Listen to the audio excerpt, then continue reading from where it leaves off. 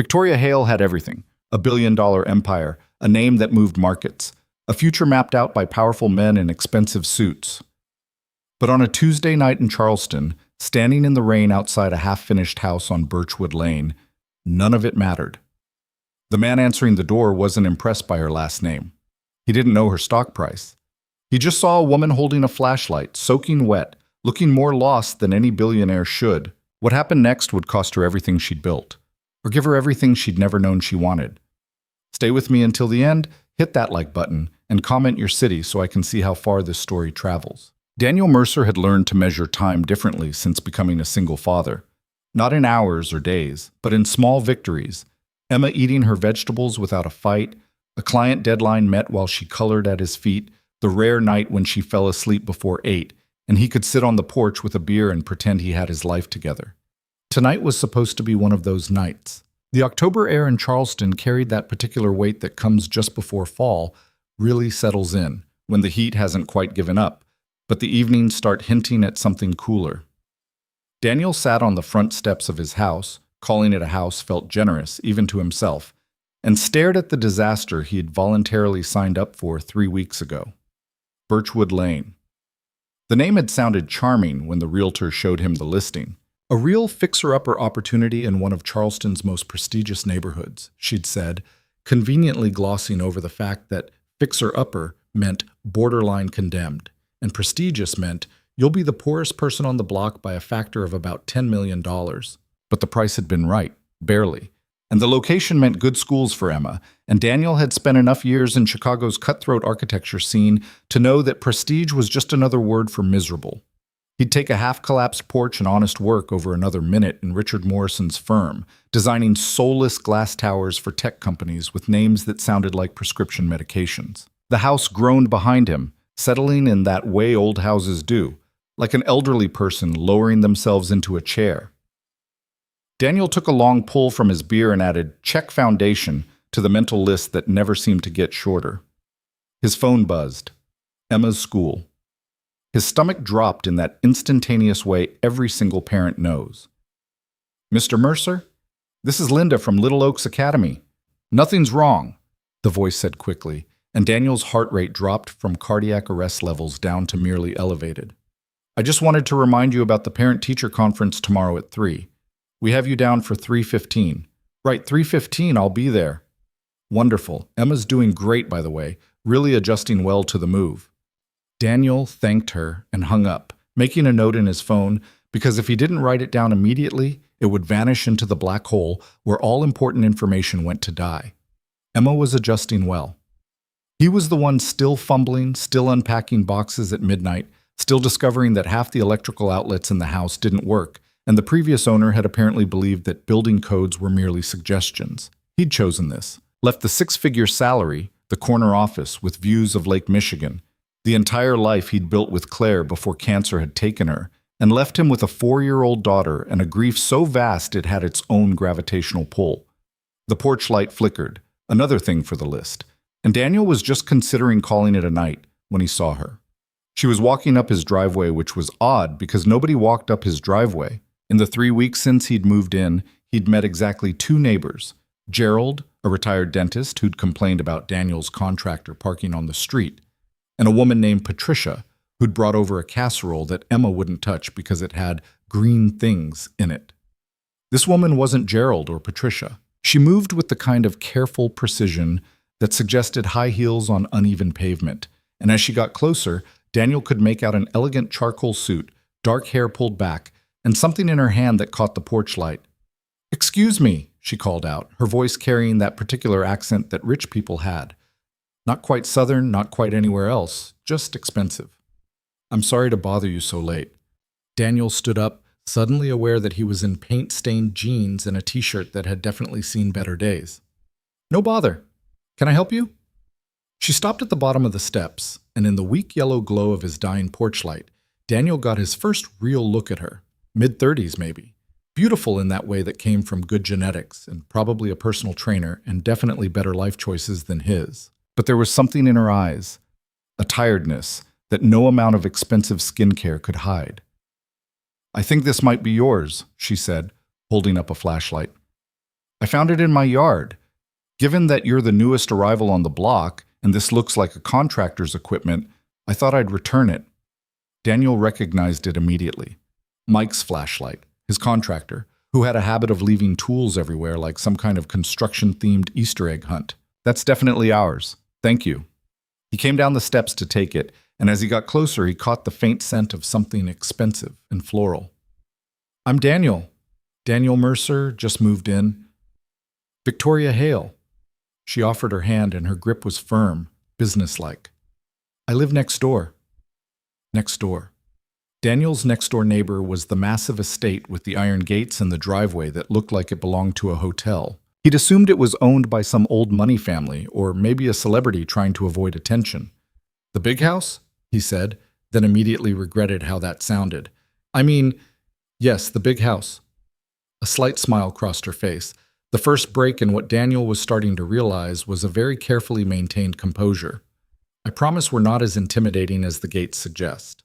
My security team insists on them. Security team. Right. Because that's a normal thing. Normal people had. Well, I appreciate you bringing this back.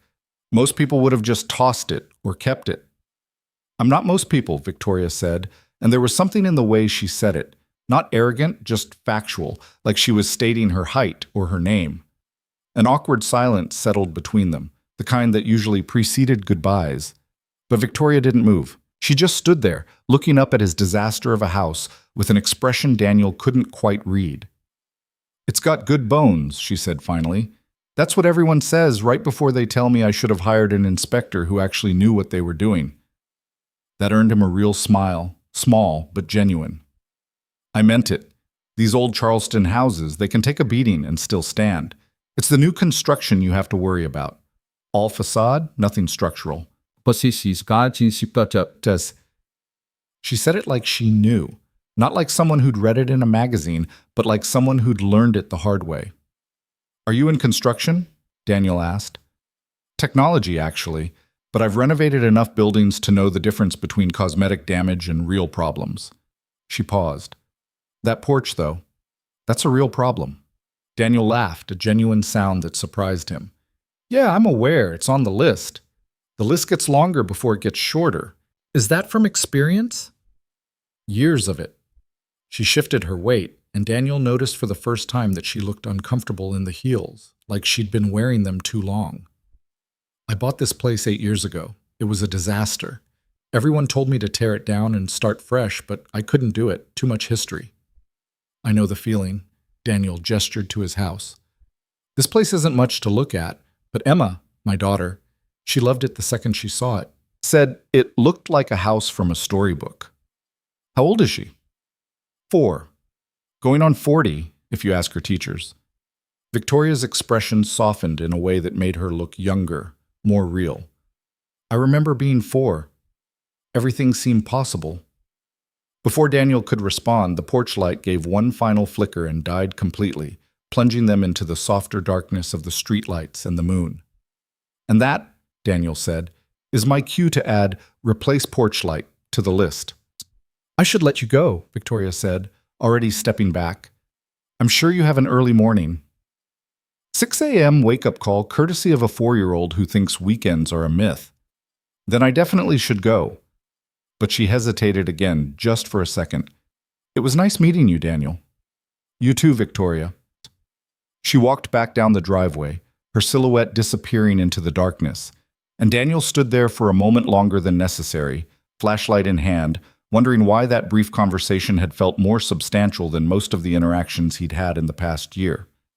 He went inside, locked the door, and checked on Emma, still asleep, clutching her stuffed rabbit like it might escape in the night. Then he sat at the kitchen table, surrounded by unpacked boxes and unfinished plans, and thought about the tired eyes of a woman who lived in a mansion and apparently knew about porch repair some. The next morning arrived exactly as predicted. 6 a.m. Emma's small hand shaking his shoulder, her voice announcing that she was hungry and also that Mr. Hoppy, the rabbit, needed breakfast too. Daniel stumbled through the morning routine on autopilot. Cereal, cartoons, the battle over wearing actual shoes instead of her princess slippers to school. By the time he dropped her off at Little Oaks Academy, He'd already answered 17 questions, prevented one minor disaster involving orange juice and the couch, and consumed enough coffee to wake a small army. The parent-teacher conference wasn't until 3:15, which gave him exactly 6 hours to make progress on the Riverside Plaza project, a small commercial development that was supposed to be his fresh start as an independent architect. The client, Marcus Webb, was a local developer who'd taken a chance on Daniel based on his portfolio and a recommendation from a mutual friend. No pressure, just Daniel's entire professional reputation riding on delivering something that didn't look like every other cookie-cutter strip mall in America. He spent the morning at the kitchen table, his makeshift office, sketching, revising, cursing the limitations of the budget, and trying to create something meaningful within the constraints of zoning laws and Marcus's request for modern, but not too modern, you know? Around noon, his phone rang. Mike, the contractor. "We got a problem," Mike said, which was his favorite way to start every conversation. "What kind of problem?" "The kind where the main water line is older than my grandmother and needs to be replaced before it decides to redecorate your basement." Daniel closed his eyes. "How much?" $8 grand, maybe 9 if we run into complications." "Which we will." "Which we absolutely will," Mike agreed cheerfully. "But hey, look at it this way. At least we found it before it burst." Daniel thanked him, hung up, and stared at his checking account balance on his phone screen. The number stared back, accusingly. He'd budgeted for repairs, but not this many this quickly. The house was bleeding money faster than he could earn it, and the Riverside Plaza project, while promising, wouldn't pay until completion. He could call his parents. They'd offer to help, the way they always did, with that careful concern that made him feel like a failure. Or he could figure it out himself, like he'd been doing since Claire died, since he'd made the decision to leave Chicago, since he'd chosen independence over security. The afternoon crawled by. At 3, Daniel changed into slightly nicer clothes, a button-down shirt that didn't have paint on it, jeans without holes, and headed to Emma's school. Little Oaks Academy occupied a converted historic building on the edge of Charleston's downtown, all brick and ivy and the kind of charm that came with a tuition rate that made Daniel wince every month. But Emma loved it, and her teacher, Mrs. Patterson, was the kind of educator who actually seemed to care about the children as humans rather than just test scores. "Mr. Mercer, come in." Mrs. Patterson welcomed him into her classroom, which was decorated with children's artwork and smelled like crayons and hope. "Thank you for making time." They sat in chairs designed for people much smaller than Daniel, and Mrs. Patterson pulled out Emma's folder. "Emma is doing wonderfully," she began, and Daniel felt his shoulders relax slightly. "She's creative, engaged, makes friends easily. The transition from Chicago seems to have gone smoothly." "That's good to hear. She's been pretty resilient." "Children often are, more than we give them credit for." Mrs. Patterson paused. "There is one small thing I wanted to mention, nothing concerning, just something to be aware of." Daniel's shoulders tensed again. "Okay."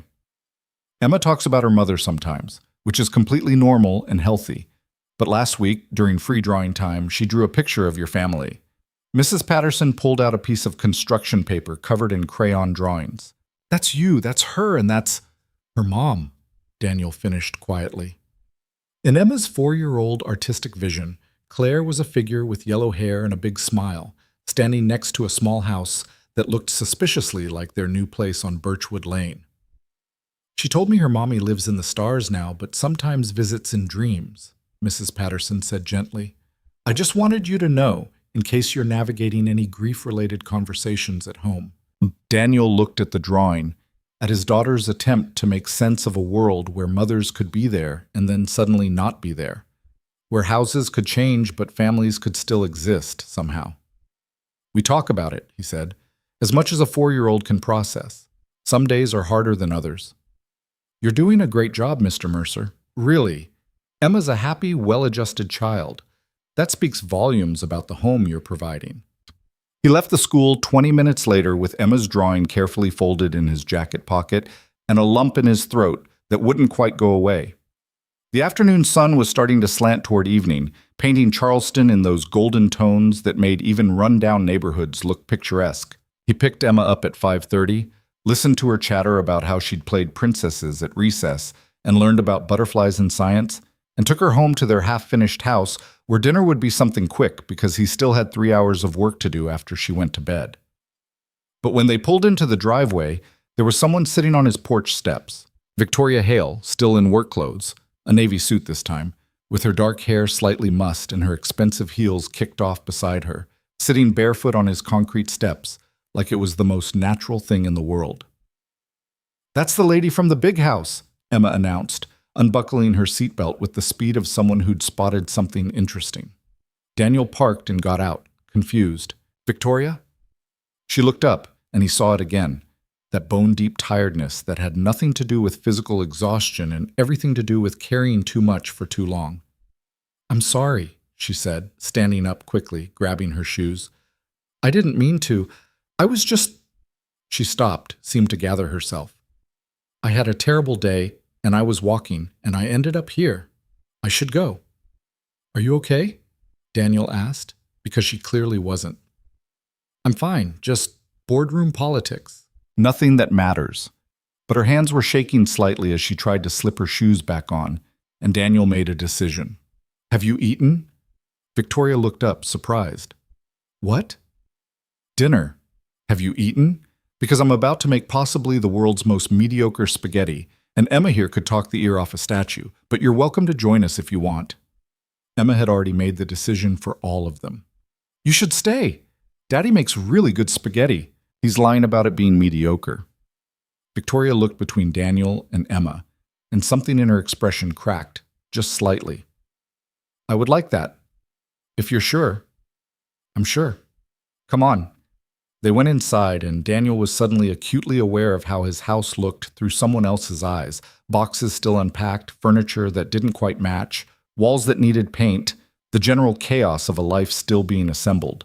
But Victoria didn't seem to notice or care. She took off her suit jacket, rolled up her sleeves, and asked where she could wash her hands. Emma appointed herself tour guide, dragging Victoria through the house and explaining in elaborate detail the location of every important thing, where Mr. Hoppy slept, where Daddy kept the good cookies, on top of the fridge where Emma couldn't reach, where the bathroom was, but the door sticks so you have to push really hard. Daniel started water boiling and pulled out the ingredients for sauce, listening to Emma's running commentary and Victoria's surprisingly engaged responses. Not the kind of polite, distant responses adults usually gave children, but actual conversation. "What do you do in the big house?" Emma asked as they returned to the kitchen. "I work a lot," Victoria said. "Too much, probably." "What's your job?" "I run a company that makes technology, computer programs mostly.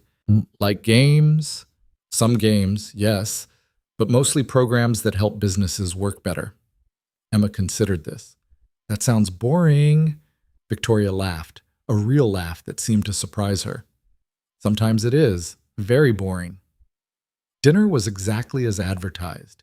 Decent spaghetti, nothing fancy, eaten at a kitchen table that wobbled slightly because Daniel hadn't gotten around to fixing it yet. But Emma kept up a steady stream of conversation, and Victoria responded with a kind of attention that made Daniel realize how rare it was to see someone actually listen to a child. After dinner, Emma insisted on showing Victoria her room, currently a mattress on the floor surrounded by half-unpacked boxes of toys, and her favorite stuffed animals, and her collection of rocks from the backyard that were very special and probably magical. Daniel cleaned up the kitchen, listening to their voices from down the hall, and wondered what kind of day could drive a billionaire CEO to sit on a stranger's porch steps looking lost. By the time Victoria emerged, Emma had extracted a promise that she would come back and see the finished house when it's all pretty. "I should go," Victoria said, but she didn't move toward the door immediately. "Thank you. For dinner. For—" she gestured vaguely. "This." "Any time," Daniel said, and meant it. They stood in the doorway, the evening air drifting in, carrying the scent of magnolia and the distant sounds of Charleston settling into night. "Can I ask you something?" Daniel said. "Sure." "That terrible day you mentioned, are you actually okay?" Victoria was quiet for a moment, her expression flickering between the polished composure and something more honest. "No," she said finally, "but I will be. I always am." "That's not the same as being okay." "No," she agreed. "It's not." She left shortly after, walking back across the lawn to her estate, and Daniel watched until she disappeared through her gates before closing his door. Emma was already in her pajamas, demanding a story, and Daniel read to her from the worn copy of Where the Wild Things Are that had been Claire's favorite, doing all the voices until Emma giggled and told him he was being silly. After she fell asleep, Daniel returned to the kitchen and his laptop, trying to focus on the Riverside Plaza designs. But his mind kept drifting to a woman in a navy suit sitting on concrete steps because she had nowhere else to go. The next few days fell into routine. Work, Emma, repairs, repeat. Mike and his crew tore into the waterline replacement with the kind of enthusiasm that usually preceded a significant increase in the final bill. The Riverside Plaza project consumed Daniel's mornings and late nights. Emma adapted to her new school with the ease of childhood. And Victoria didn't come back. Daniel told himself it didn't matter. She'd had a bad day, sought refuge in the nearest available place, and now she was back to her regular life of running a tech empire and doing whatever billionaires did with their time. It made sense. Their worlds had intersected for exactly one evening, and that was fine. But on Friday afternoon, as Daniel was reviewing structural calculations and trying not to think about his dwindling bank account, there was a knock on the door. Victoria stood on his porch, newly repaired by Mike that morning, holding 2 cups of coffee and looking slightly uncertain. "I come bearing caffeine," she said, "as an apology for ambushing you on Monday." "You didn't ambush. You sat on the steps." "I invaded your space without warning. The space was a porch, a public-facing porch." Daniel opened the door wider. "Emma's at school for another hour if you want to come in." She did, handing him one of the coffees. It was from Harlow's, a local place that charged obscene amounts for coffee that was admittedly exceptional. They sat on the porch in the Carolina afternoon that was trying to decide between autumn and summer, and didn't talk for a few minutes, just drank expensive coffee and existed in the same space. "I wanted to explain," Victoria said finally, "about Monday. You don't owe me an explanation." "I know, but I want to give you one anyway." She turned the coffee cup in her hands. "My company is going through a difficult transition. We're being pushed to merge with a competitor, and the board thinks it's the smart move. And my father, who founded the company, agrees with them. And I don't. What do you think should happen?" "I think we should stay independent. I think we're stronger alone. But everyone else sees dollar signs and market share and quarterly reports, and I'm apparently being emotional and short-sighted." She said the last part with particular bitterness. "Are you? Being emotional?" "Probably, but I'm also right." She looked at him. "You left a successful career to go independent. Do you regret it?" Daniel thought about Chicago, about the corner office, about Claire in the hospital saying she wanted him to be happy, to build things that mattered. "No, it's harder, it's scarier, but it's mine." "Exactly." Victoria smiled, small and tight. "That's what Monday was. Reality catching up with what I want versus what everyone expects me to do. I was supposed to have dinner with Adrian Cole, the CEO of the company we're meant to merge with, and I couldn't. I just walked instead." "Walked all the way to my porch?" "Apparently." She laughed. "Not my finest moment." "I don't know. Seemed pretty fine to me." Emma's still talking about how the lady from the big house liked her rock collection. Those were exceptional rocks. They fell into conversation the way some people did, easily, without the usual social friction. Victoria asked about his work, actually listened to the answer, understood the difference between designing something beautiful and designing something functional, and the endless challenge of doing both. Daniel asked about her company, and she explained it in terms that didn't assume he was an idiot, talking about the technology they developed for logistics and supply chain management like it was architecture for invisible systems. An hour passed. Then another. Emma's school pickup time approached, and Daniel mentioned it reluctantly. "I should let you go," Victoria said, standing. "You could come with me, if you want." Emma would be thrilled. She hesitated, and Daniel could see the internal calculation. The CEO weighing the cost of being seen at an elementary school pickup with the single father next door. "Yes," she said. "I'd like that."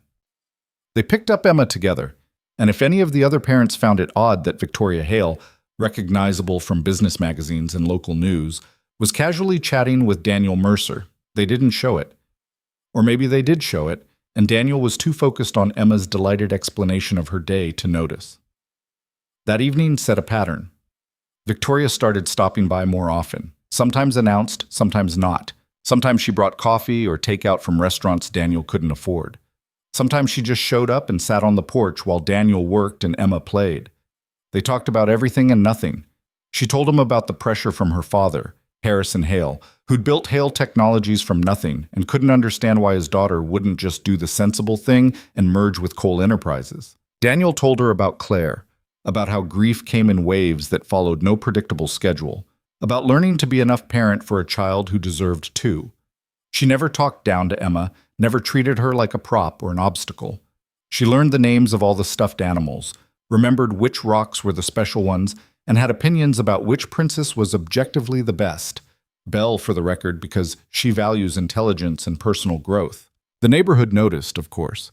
Patricia stopped by with another casserole and questions that weren't quite questions.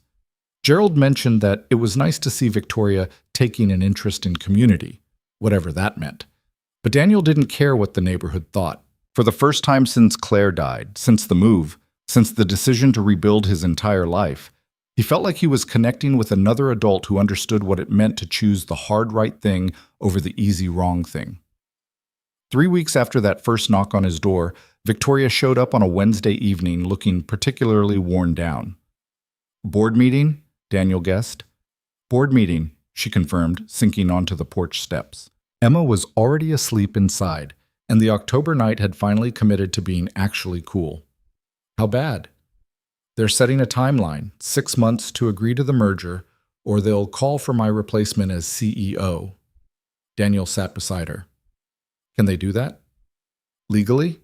It's complicated. My father's shares plus the board majority could make it happen. Would they? That's the question I've been asking myself for 3 hours. What does your gut say? That I'm about to find out who actually supports me versus who just likes the idea of me. She leaned back against the railing. Adrian called me today. Personally. Something in Daniel's chest tightened at the way she said the name. What did he want? To convince me that this merger is good for everyone, that we could build something bigger together, that he respects my vision and wants me to lead the combined company. She paused. He was very smooth about it. But you don't believe him. I don't know what I believe anymore. Maybe everyone's right, and I'm just being stubborn. Maybe I'm holding on to independence because I'm scared of what happens when I'm not in complete control. Daniel thought about his own leap, leaving the security of Morrison's firm, taking the risk on himself. Or maybe you built something that matters, and you don't want to watch it get absorbed into someone else's vision. Victoria looked at him, and in the porch light, she looked younger than her years and older at the same time. How do you know when you're being brave versus when you're just being foolish? I think brave and foolish look pretty similar from the outside. The difference is on the inside. And on the inside? You already know what you want to do. The question is whether you're willing to pay the cost. She was quiet for a long time, and Daniel let the silence sit between them. Cars passed on the street. Somewhere a dog barked. The ordinary sounds of a neighborhood at night. I invited him to dinner, Victoria said finally. Adrian? My father insisted. Said it would be good to have a personal conversation, just the three of us. Next Friday at my place. She turned to look at Daniel. I'm terrified. Of dinner? Of what it represents. Like I'm already giving in just by agreeing to sit at the same table. You're not giving in. You're gathering information. There's a difference. Is there? Yeah. Giving in would be saying yes before you walk into the room. You haven't done that. She smiled, small and grateful. When did you become so wise about corporate politics? I'm not wise. I'm just good at justifying my own questionable decisions. He stood, offered her his hand. Come on. I'll make you some actually terrible tea, and you can tell me what you're really afraid of. She took his hand, let him pull her up. What makes you think there's more? Because I know what it looks like when someone's afraid of losing what they built. And I know what it looks like when they're afraid of something else entirely. They went inside, and Daniel made tea that was indeed terrible because he'd bought the cheapest brand at the grocery store. Victoria sat at his wobbling kitchen table and told him what she was really afraid of, not losing her company, but losing herself in the process of keeping it. Becoming the person everyone expected instead of the person she actually was. My whole life has been about expectations, she said, wrapping her hands around the mug. Right schools, right degrees, right career path. Even taking over Hale Technologies wasn't really a choice. It was what you did when you were Harrison Hale's daughter, and I've been good at it. Better than good, actually. But somewhere along the way, I stopped knowing what I wanted versus what I was supposed to want. What do you want? Daniel asked. I don't know. That's the terrifying part. She looked around his kitchen at the boxes still unpacked, the walls still unpainted, the life still in progress. But when I'm here, I feel like I can at least ask the question. Daniel felt something shift in his chest, something he hadn't felt since Claire, since before everything fell apart. Not just attraction, though there was that too, obvious and undeniable, but recognition. The sense of finding someone who understood the specific loneliness of building a life that didn't match the template. You can always ask the question here, he said quietly. Victoria met his eyes and the air in the kitchen changed, became charged with possibility and risk and all the complicated things that happened when two people realized they were standing at the edge of something that could matter. Emma's voice called from her room, "Daddy, I need water!" And the moment broke. "I should go," Victoria said. But she didn't move. Probably, Daniel agreed, but he didn't move either. Finally, she stood. Thank you for the terrible tea and the better conversation. Any time. At the door, she paused. Daniel, whatever happens with all this, the merger, the board, everything, I'm glad you moved to Birchwood Lane. Me too. She walked back across the lawn, and Daniel watched her go before checking on Emma, who'd fallen back asleep before he even got there, and returning to his kitchen table. His phone buzzed, a text from Victoria. That really was terrible tea. He smiled and typed back, I warned you, you did. Next time I'm bringing the good stuff. Next time. I like the sound of that. There was a pause, then, me too. Daniel sat in his unfinished kitchen, in his half-renovated house, with his daughter sleeping down the hall and a text message glowing on his phone, and felt something he hadn't felt in a long time. Hope. The good stuff arrived 3 days later in the form of a sleek black bag from a tea shop Daniel didn't even know existed in Charleston. Victoria appeared on his porch Saturday morning with it tucked under one arm and an expression that suggested she hadn't slept well. You look terrible, Daniel said, opening the door. Good morning to you too, she replied, but there was no real bite in it. Can I come in, or are you going to make me drink premium tea on your porch like some kind of beverage outcast? Emma came running from the living room, still in her pajamas, her hair a wild mess that defied all attempts at management. Victoria, did you bring the good cookies too? Emma, Daniel warned, but Victoria was already laughing. As a matter of fact, I did. She produced a white bakery box from the bag. Chocolate croissants from Delacroix. Don't tell your father I'm corrupting you with French pastries before 9 a.m. I'm standing right here, Daniel pointed out. Then you can have one too. They settled in the kitchen, which Daniel had finally gotten around to painting last week. The walls were now a soft gray that Emma had declared boring but okay, and the table no longer wobbled thanks to a strategically placed piece of cardboard under one leg. Progress? In its own small way. Victoria moved around his kitchen like she'd been there 100 times, finding mugs without asking, boiling water, setting out the croissants on actual plates instead of eating them from the box like Daniel would have done. She was dressed casually today, jeans, a cream sweater, her hair down around her shoulders. It was jarring to see her like this, without the armor of business suits and controlled professionalism. So what's the crisis this time? Daniel asked, once Emma had taken her croissant to the living room to watch cartoons. What makes you think there's a crisis? You're here at 8:30 on a Saturday morning with fancy tea and pastries. Either there's a crisis or you've decided to adopt us, and I'm pretty sure it's not the latter. Victoria poured hot water over tea leaves, watching them unfurl in the strainer with more attention than the process probably deserved. My father called last night. Adrian moved the dinner to tonight. Apparently he has some urgent business trip next week and wanted to discuss the merger before he leaves. That's sudden. That's strategy. He's pushing. trying to catch me off balance. She handed Daniel a cup of tea that smelled like flowers and something earthy he couldn't identify. And it's working. Daniel sipped the tea. It was remarkable, complex in a way that made his terrible grocery store brand seem like colored water. You don't have to go? Yes, I do. If I cancel, they'll say I'm avoiding the conversation, that I'm not taking the merger seriously. Are you taking it seriously? I'm taking it seriously enough to be terrified of saying the wrong thing and losing everything I've built. She sat across from him, cradling her own mug. Adrian's smart, Daniel. He knows exactly how to make bad ideas sound reasonable. And my father trusts him, which means I'm walking into a 2-against-1 situation in my own house. Then don't let it be 2-against-1. Bring someone. Victoria looked up. What? Bring someone who's on your side. A buffer. Someone who can remind you what you actually think when they start tag-teaming you with corporate logic. I can't bring my CFO to a personal dinner. That would look... I wasn't suggesting your CFO. The implication hung in the air between them. Victoria stared at him, something shifting in her expression. You can't be serious. Why not? I clean up okay. I can use the right fork. And I'm very good at reminding people what they actually want when everyone else is telling them what they should want. Daniel, this is a dinner with my father and a billionaire CEO. You're, not in your tax bracket. I'm aware. He set down his mug. But I'm also someone who has absolutely nothing to gain from this merger, which means I'm the only person at that table who won't have an agenda. Except supporting me. That's not an agenda. That's just common sense. Victoria was quiet for a long moment, her fingers tracing the rim of her mug.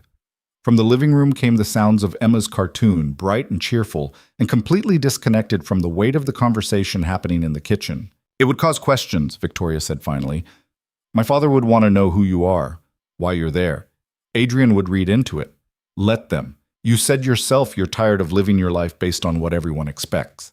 This is your house, your dinner, your decision. If you want backup, bring backup. Just like that? Just like that.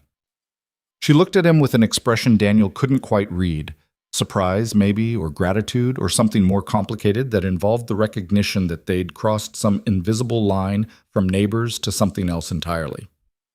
Okay, she said, but if this goes terribly wrong, I'm blaming you.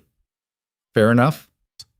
Emma wandered back into the kitchen, chocolate on her face, announcing that she was still hungry and could she have another croissant? And also could Victoria please stay for lunch because Daddy was going to make grilled cheese and his grilled cheese was the best in the whole world probably. I don't know about the whole world, Daniel said, but I do make a decent grilled cheese, Victoria stayed. They spent the afternoon in the kind of easy domesticity that felt both natural and surreal. Daniel cooking while Victoria and Emma built an elaborate fort in the living room out of couch cushions and blankets. At some point, Victoria's phone rang at least a dozen times, and she ignored every single call, choosing instead to hold up blankets while Emma directed fort construction with the authority of a tiny general. Later, after lunch, Emma fell asleep in the fort she'd insisted was too good to take down, and Victoria helped Daniel carry her to her actual bed. She's wonderful, Victoria said quietly as they stood in Emma's doorway, watching her sleep with Mr. Hoppy clutched in her arms. She is, though I'm biased. You're allowed to be. Victoria turned to look at him, and in the soft afternoon light filtering through Emma's window, she looked more relaxed than he'd ever seen her. Thank you for today, for offering to come tonight, for... She gestured vaguely. All of this. You don't have to thank me for lunch and fort building. I'm not thanking you for lunch. I'm thanking you for treating me like a person instead of a portfolio. Before Daniel could respond, she'd already stepped back, moving toward the hallway. I should go. Get ready for tonight. The reservation's at 7. What's the dress code? Expensive. She smiled. But not too expensive. My father hates ostentation even though he lives in it. That makes no sense. Welcome to Harrison Hale's worldview. Nothing makes sense, but everything has rules. Daniel walked her to the door, and on the porch, the repaired porch that no longer threatened to collapse, she paused. 6:30? She asked. I'll send a car. I can drive myself. Daniel, my driveway is half a mile long and has a gate. Just let me send the car. Fine, but I'm wearing my own suit, not borrowing one from your security team. I wouldn't dream of it. She started down the steps, then turned back. And Daniel? Whatever happens tonight, I'm glad you'll be there. She left before he could answer, and Daniel went back inside to his sleeping daughter and his half-finished house, and the sudden realization that he'd just agreed to have dinner with people who existed in a completely different stratosphere of wealth and influence. He called his sister Maya because if he was going to make a potentially terrible decision, he at least wanted someone to tell him how terrible it was. "Let me get this straight," Maya said after he'd explained the situation. "You're going to have dinner with a billionaire and her billionaire father to discuss a corporate merger you know nothing about." "When you say it like that, it sounds bad." "That's because it is bad, Danny. What are you doing?" "Helping a friend. A friend you've known for less than a month. A friend who happens to be my neighbor. A friend who happens to be one of the richest women in the Southeast." Maya's voice took on that particular tone that meant she was about to say something he wouldn't like. "Are you sure this is about helping her and not about—" "Don't. The fact that you haven't shown interest in anyone since Claire died, and now suddenly—" "Maya, I mean it. Don't." There was a pause on the other end of the line. When Maya spoke again, her voice was gentler. "I'm not saying it's wrong. I'm saying be careful. You've got Emma to think about, and yourself. Getting involved with someone like Victoria Hale, that's complicated even before you factor in dead wives and billion-dollar companies." "I'm not getting involved. I'm attending a dinner." "Right. And I'm the Queen of England." After he hung up, Daniel stood in his kitchen and wondered if Maya was right. If this was about helping Victoria, or about the way his chest tightened when she smiled, the way the house felt less empty when she was in it, the way Emma lit up whenever Victoria appeared. But Emma was asleep, and he had 4 hours to find his one decent suit and remember how to tie a tie. And there was no point in questioning decisions he'd already made. The car arrived at 6:30 exactly, a sleek black sedan driven by a man who introduced himself as Robert and treated Daniel with the kind of professional courtesy that suggested he'd driven far more important people than a single-father architect from Birchwood Lane. Victoria's estate looked different at night. The gates opened smoothly, revealing a driveway lined with subtle landscape lighting that turned the path into something out of a magazine spread. The house itself, mansion, really, Daniel couldn't pretend otherwise, was a masterwork of historic preservation and modern luxury. White columns, wide verandas, windows glowing warm against the evening dark. Robert pulled up to the front entrance, and before Daniel could even open his door, Victoria appeared. She'd transformed back into the version of herself he'd seen that first night, elegant, polished, every inch the CEO. A black dress that probably cost more than Daniel's car, hair swept up, jewelry that caught the light. But when she saw him, her expression softened into something real. "You came," she said. "Did you think I wouldn't? I thought you might come to your senses. I left those behind around the time I bought a house held together by hope and contractor's tape." He offered his arm. "Shall we?" She took it, and together they walked into the house that felt more like a museum than a home. High ceilings, art that was definitely original, furniture that looked like it belonged behind velvet ropes. But Victoria led him through it all like it was completely normal, past rooms Daniel barely had time to register, to a dining room that somehow managed to be both grand and intimate. Two men stood as they entered. The first was older, early 70s maybe, with silver hair and the kind of commanding presence that came from decades of being the most important person in any room. Harrison Hale, obviously. The second was younger, mid-40s, handsome in that calculated way of men who'd learned to use their appearance as an asset. Tailored suit, expensive watch, smile that didn't quite reach his eyes. "Father, Adrian, this is Daniel Mercer," Victoria said, her voice smooth and professional. "Daniel, my father, Harrison Hale, and Adrian Cole." Harrison's handshake was firm, assessing. "Mercer. Victoria mentioned she'd invited a friend. I wasn't aware she had any friends I hadn't met." "I keep some things private," Victoria replied coolly. Adrian's handshake was equally firm, but somehow less genuine. "Daniel, what do you do?" "I'm an architect, independent practice." "Interesting. What kind of architecture?" "Small commercial, some residential, currently working on a retail development." "How modest," Adrian said, and it wasn't quite an insult, but it wasn't quite not one either. They sat for dinner, Daniel beside Victoria, Harrison at the head of the table, Adrian across from them, and a woman in a black uniform began serving the first course. The food was exquisite. The wine probably cost more than Daniel's mortgage, and the conversation started with careful pleasantries that everyone knew were just prelude to the real discussion. "So Daniel," Harrison said as they finished the first course, "how did you meet my daughter?" "I moved in next door about a month ago. She returned a flashlight my contractor left in her yard." "And you've been friends since?" Adrian asked, something pointed in his tone.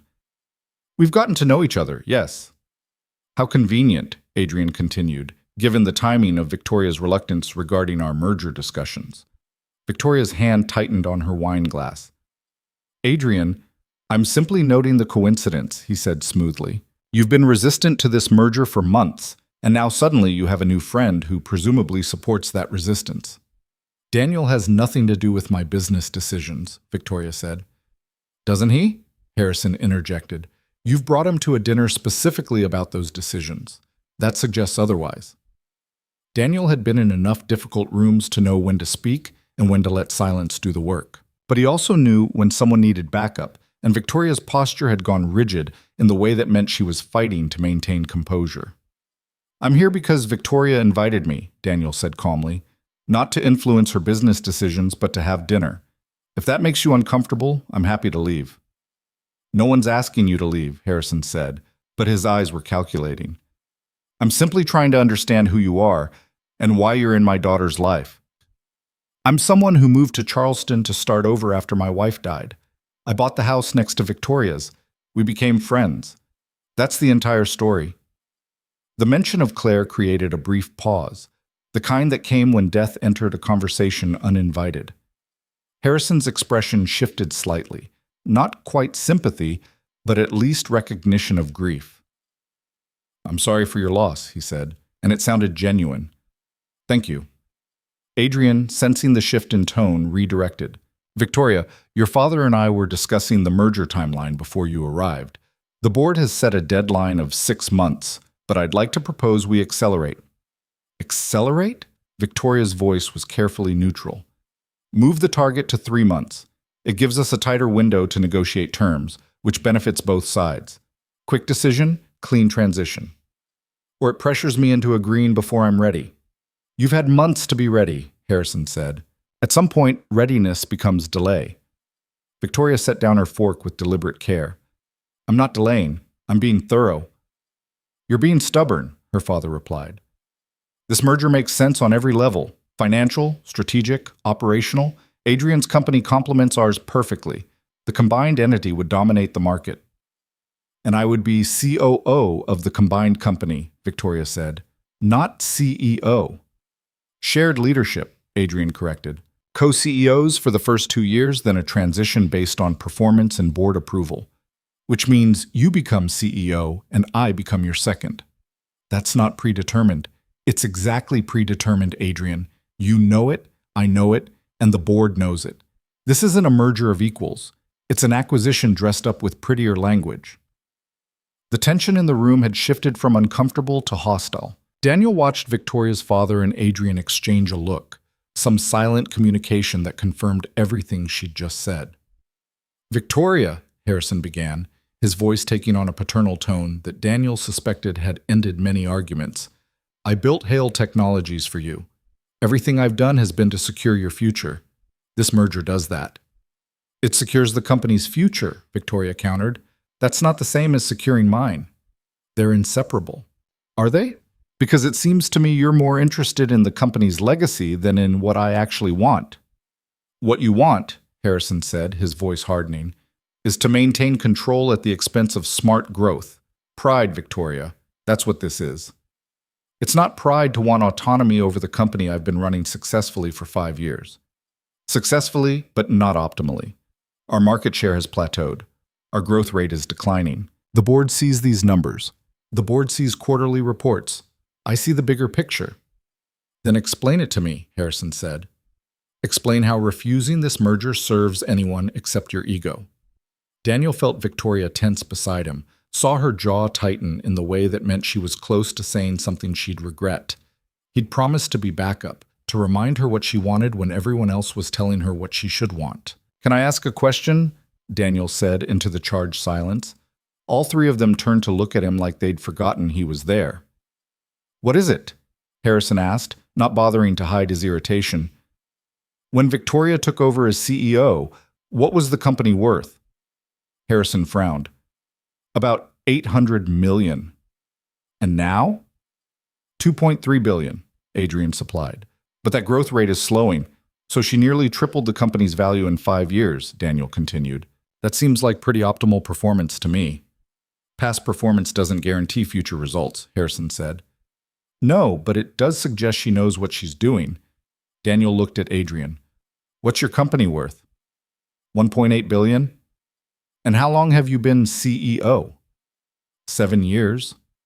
So in 7 years, you've grown your company to a value that's less than what Victoria achieved in 5 years. And somehow the narrative is that she needs you to optimize her performance? Adrian's expression went cold. The markets we operate in are different. Are they?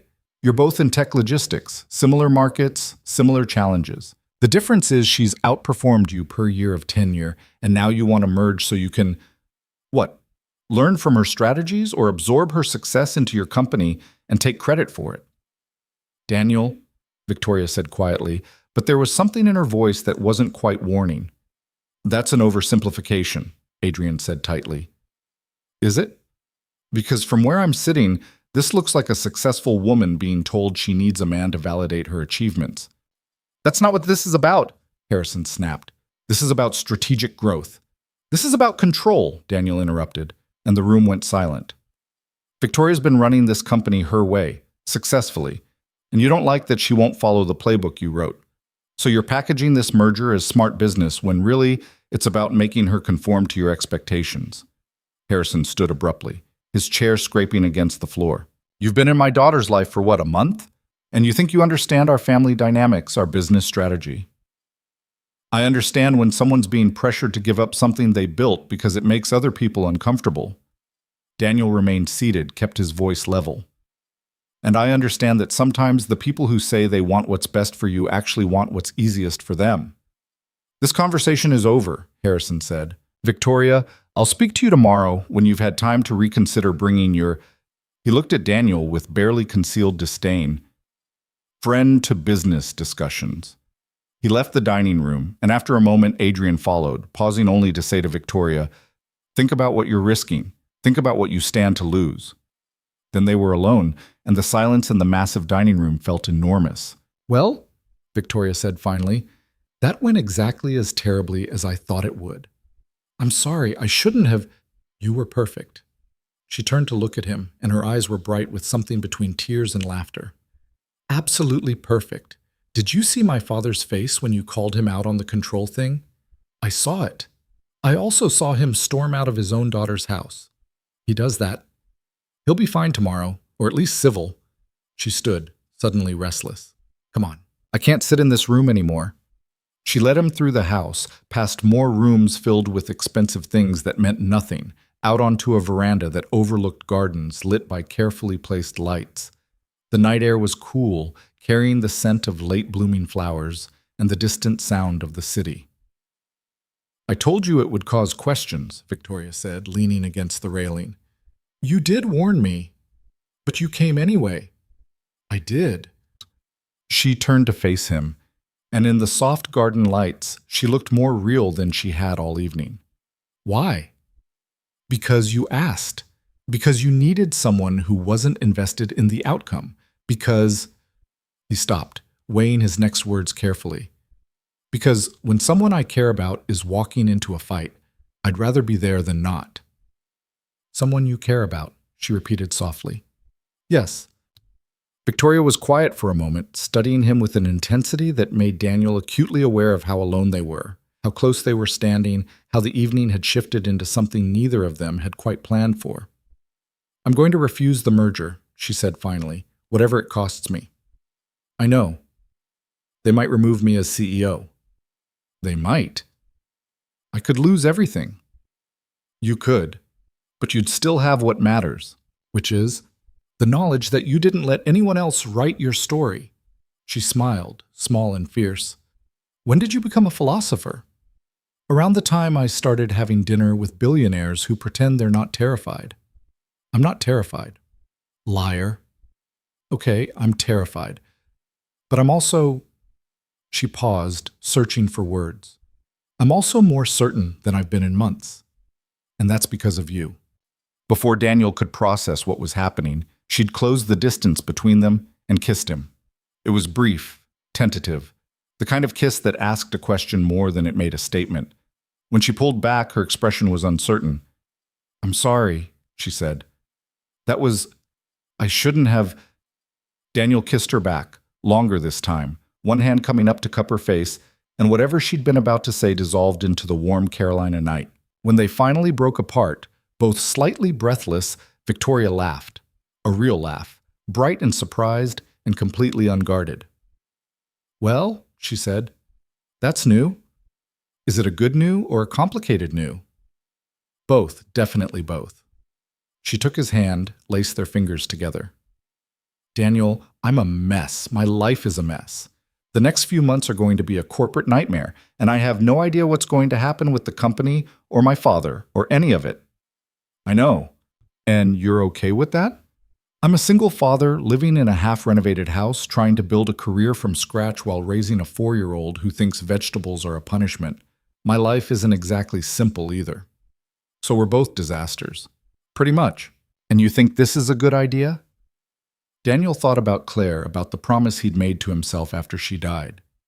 To live honestly, to choose what mattered over what was easy, to build a life that meant something even if it was harder. I think, he said carefully, that the good ideas are usually the ones that scare you a little, and I think you're worth being scared for. Victoria kissed him again, softer this time, and Daniel let himself fall into it, into the impossibility and the rightness and the terrifying knowledge that his carefully reconstructed life had just gotten infinitely more complicated. Somewhere in the house, a phone rang. Victoria ignored it. I should probably go, Daniel said eventually. Emma's with Patricia tonight, and I promised I'd be back by 10. Patricia from the casseroles? The very same. She's already suspicious about where I am tonight. Let her be suspicious. But Victoria stepped back, her hand still in his. Thank you for coming, for being here, for... She gestured between them. All of this. I didn't do anything except tell your father he was wrong. You did more than that. You reminded me why I'm fighting.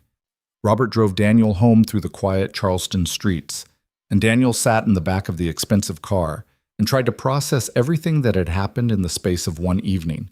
He'd gone to dinner planning to be supportive. He'd ended up confronting a billionaire and kissing another one, and somehow both of those things felt exactly right and completely insane. Patricia was waiting on his porch when Robert dropped him off, her expression somewhere between concerned and nosy. Fancy car, she observed. Friend of a friend, Daniel said vaguely. Uh-huh. Emma's asleep in your guest room. She was an angel, as always. Thank you for watching her. Patricia gave him a long look. You're getting involved with Victoria Hale, aren't you? Daniel considered lying, decided there was no point. Maybe. She's a good woman, smart, accomplished. But that world she lives in, Daniel, it's not kind to outsiders. I'm starting to notice that. Just be careful, for your sake and Emma's. After Patricia left, Daniel checked on Emma, still asleep, peaceful, and then stood in his kitchen and looked at his phone. A text from Victoria. Thank you for tonight, for everything. He typed back, worth every awkward moment, even my father's death glare, especially that. Very intimidating. I was terrified. Liar. You were magnificent. Daniel smiled and set down his phone. Tomorrow, he'd have to deal with the fallout, with questions from Patricia and probably half the neighborhood, with the reality of what getting involved with Victoria Hale actually meant. But tonight, standing in his unfinished kitchen with his daughter sleeping safely down the hall, Daniel felt something he hadn't felt in a long time. Like maybe the future wasn't just something to survive, but something to actually look forward to. The fallout arrived faster than Daniel expected, delivered in the form of Harrison Hale himself, appearing on his porch at 7:30 the following morning. Daniel answered the door in sweatpants and an old college t-shirt, coffee cup in hand, completely unprepared for the sight of one of Charleston's wealthiest men standing on his half-finished porch, looking like he'd rather be anywhere else. "Mr. Hale," Daniel said, because what else could he say? "May I come in?" Harrison's tone made it clear this wasn't really a request. Daniel stepped aside, acutely aware that his kitchen still had unpacked boxes in the corner and Emma's drawings covered half the refrigerator. Harrison entered like he was touring a curiosity exhibit, taking in the modest space with an expression that revealed nothing. "Emma's still asleep," Daniel said quietly. "Can we talk on the porch?" They went back outside, settling into the chairs Daniel had finally gotten around to buying last week. The morning was cool, autumn finally asserting itself, and the street was quiet except for the distant sound of someone's sprinkler system. "I'm going to be direct," Harrison said without preamble. "What are your intentions with my daughter?" Daniel had expected anger, maybe threats, not this oddly formal concern that sounded like something from a different century. "I'm not sure I understand the question." "Yes, you do. Victoria's worth billions of dollars. She's the CEO of a major technology company. She's also emotionally vulnerable right now, caught between family expectations and her own stubborn pride. So I'm asking, what do you want from her?" "Nothing." Harrison's laugh was sharp and humorless. "Everyone wants something, Mr. Mercer. Money, status, access. Men have pursued my daughter for those things her entire adult life. You expect me to believe you're different? I expect you to believe what you see. I didn't pursue Victoria. She knocked on my door returning a flashlight. Everything that's happened since then has been two people getting to know each other. Two people from completely different worlds." "Different tax brackets," Daniel corrected. "Not different world. We're both human beings trying to figure out how to live lives that matter. The number of zeros in her bank account doesn't change that." Harrison studied him with the kind of attention that probably made board members squirm. "You confronted me in my daughter's home last night, questioned my business acumen, my motives. That takes either courage or stupidity. Maybe both. What makes you think you know what's best for Victoria's company? You're an architect. Small commercial projects, you said. What do you know about corporate mergers and strategic growth?" "Nothing," Daniel admitted. "But I know when someone's being pressured to give up something they love. And I know that every successful person I've ever met, and I worked with plenty in Chicago, the ones who actually built something meaningful were the ones who trusted their instincts over other people's advice." "Instincts don't pay shareholders." "No, but Victoria's instincts have tripled your company's value in 5 years. That seems to be paying shareholders just fine." Harrison's jaw tightened. "You don't understand the complexities involved, the board dynamics, the market pressures, the strategic positioning required to compete at this level." "You're right, I don't. But I understand that Victoria is terrified of losing herself in the process of keeping everyone else happy. And I understand that's a terrible way to live." "And you're going to save her from that?" Harrison's voice dripped skepticism. "A single father in a house that's falling apart, trying to build a career from scratch? What exactly do you offer my daughter that she can't have 1,000 times over?" The question landed like a punch because it was the same one Daniel had been asking himself since last night. What did he offer someone like Victoria? His house was a disaster. His bank account was barely stable. His life was a constant juggling act between Emma's needs and work deadlines and basic survival. But before he could spiral into self-doubt, Emma's voice called from inside. "Daddy, I'm hungry." "Be right there, sweetheart," Daniel called back, then turned to Harrison. "I offer her honesty. I offer her a place where she doesn't have to perform or prove anything. I offer her what I'd want if our situations were reversed, someone who sees her instead of her stock price." Harrison stood abruptly. "My daughter is making a mistake with this merger refusal. An expensive, potentially career-ending mistake, and now she's making another mistake with you. I can't stop either one, but I can make sure you understand what you're walking into. Which is? A battle. The board won't accept her decision quietly.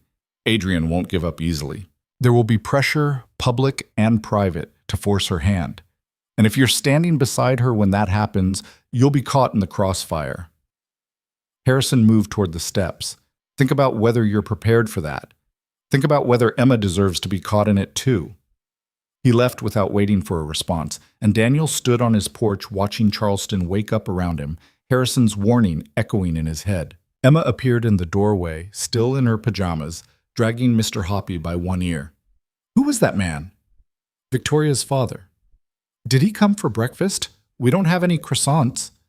Daniel picked her up, settling her on his hip, even though she was getting too big for it. No, he just came to talk. Come on, let's make pancakes. They spent the morning in the comfortable chaos of weekend routines, pancakes with too much syrup, cartoons, Emma's insistence that they needed to plant flowers in the front yard to make it pretty, like Victoria's house.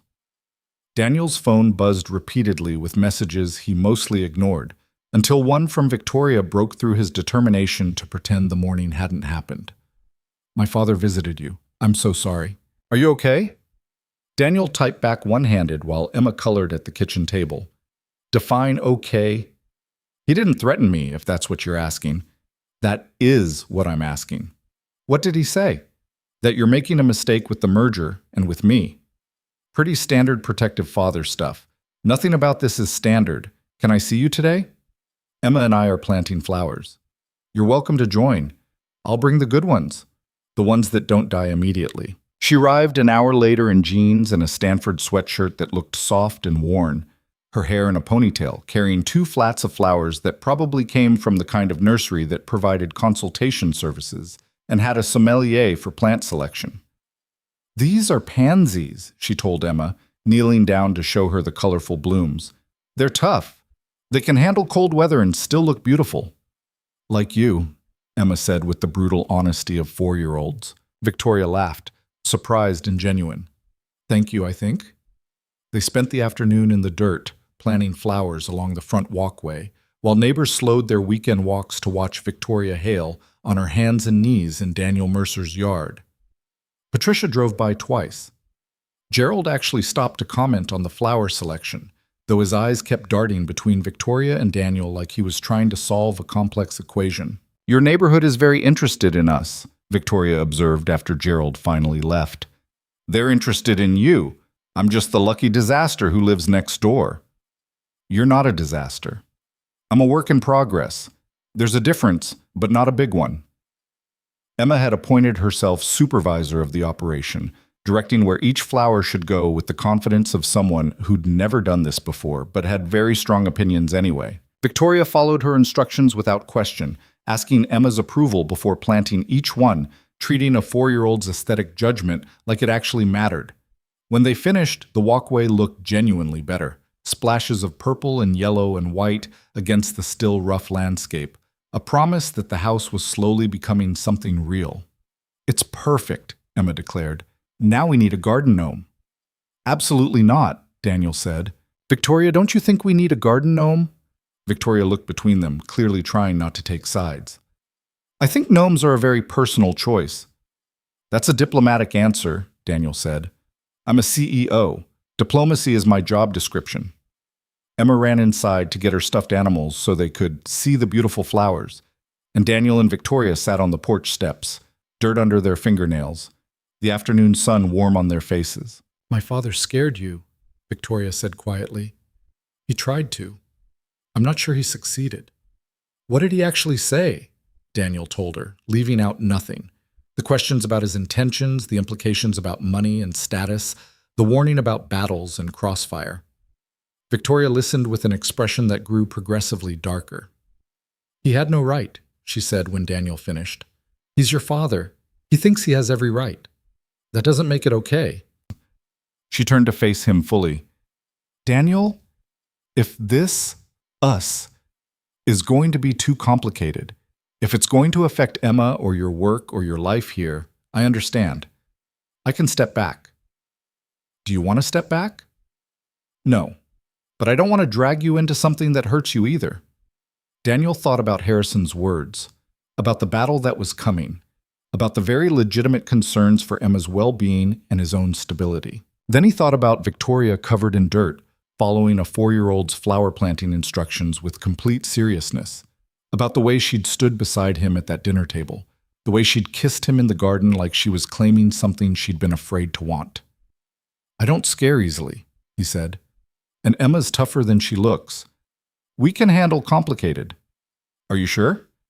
No, but I'm sure I want to try. She kissed him then, soft and quick, pulling back when they heard Emma's footsteps returning. But her hand found his and squeezed, a silent acknowledgement of the choice they were both making. The The following week brought the first real consequences of that choice. It started with a call from Marcus Webb about the Riverside Plaza project. "Daniel, we need to talk about the timeline," Marcus said, his voice tight with stress Daniel hadn't heard before. "I'm getting pressure from my investors to bring in a larger firm. They're concerned about delays." "What delays?" "We're on schedule." "I know, but one of my investors is connected to Harrison Hale, and apparently there's been some talk about your professional reliability." Daniel felt his stomach drop. "Talk from whom?"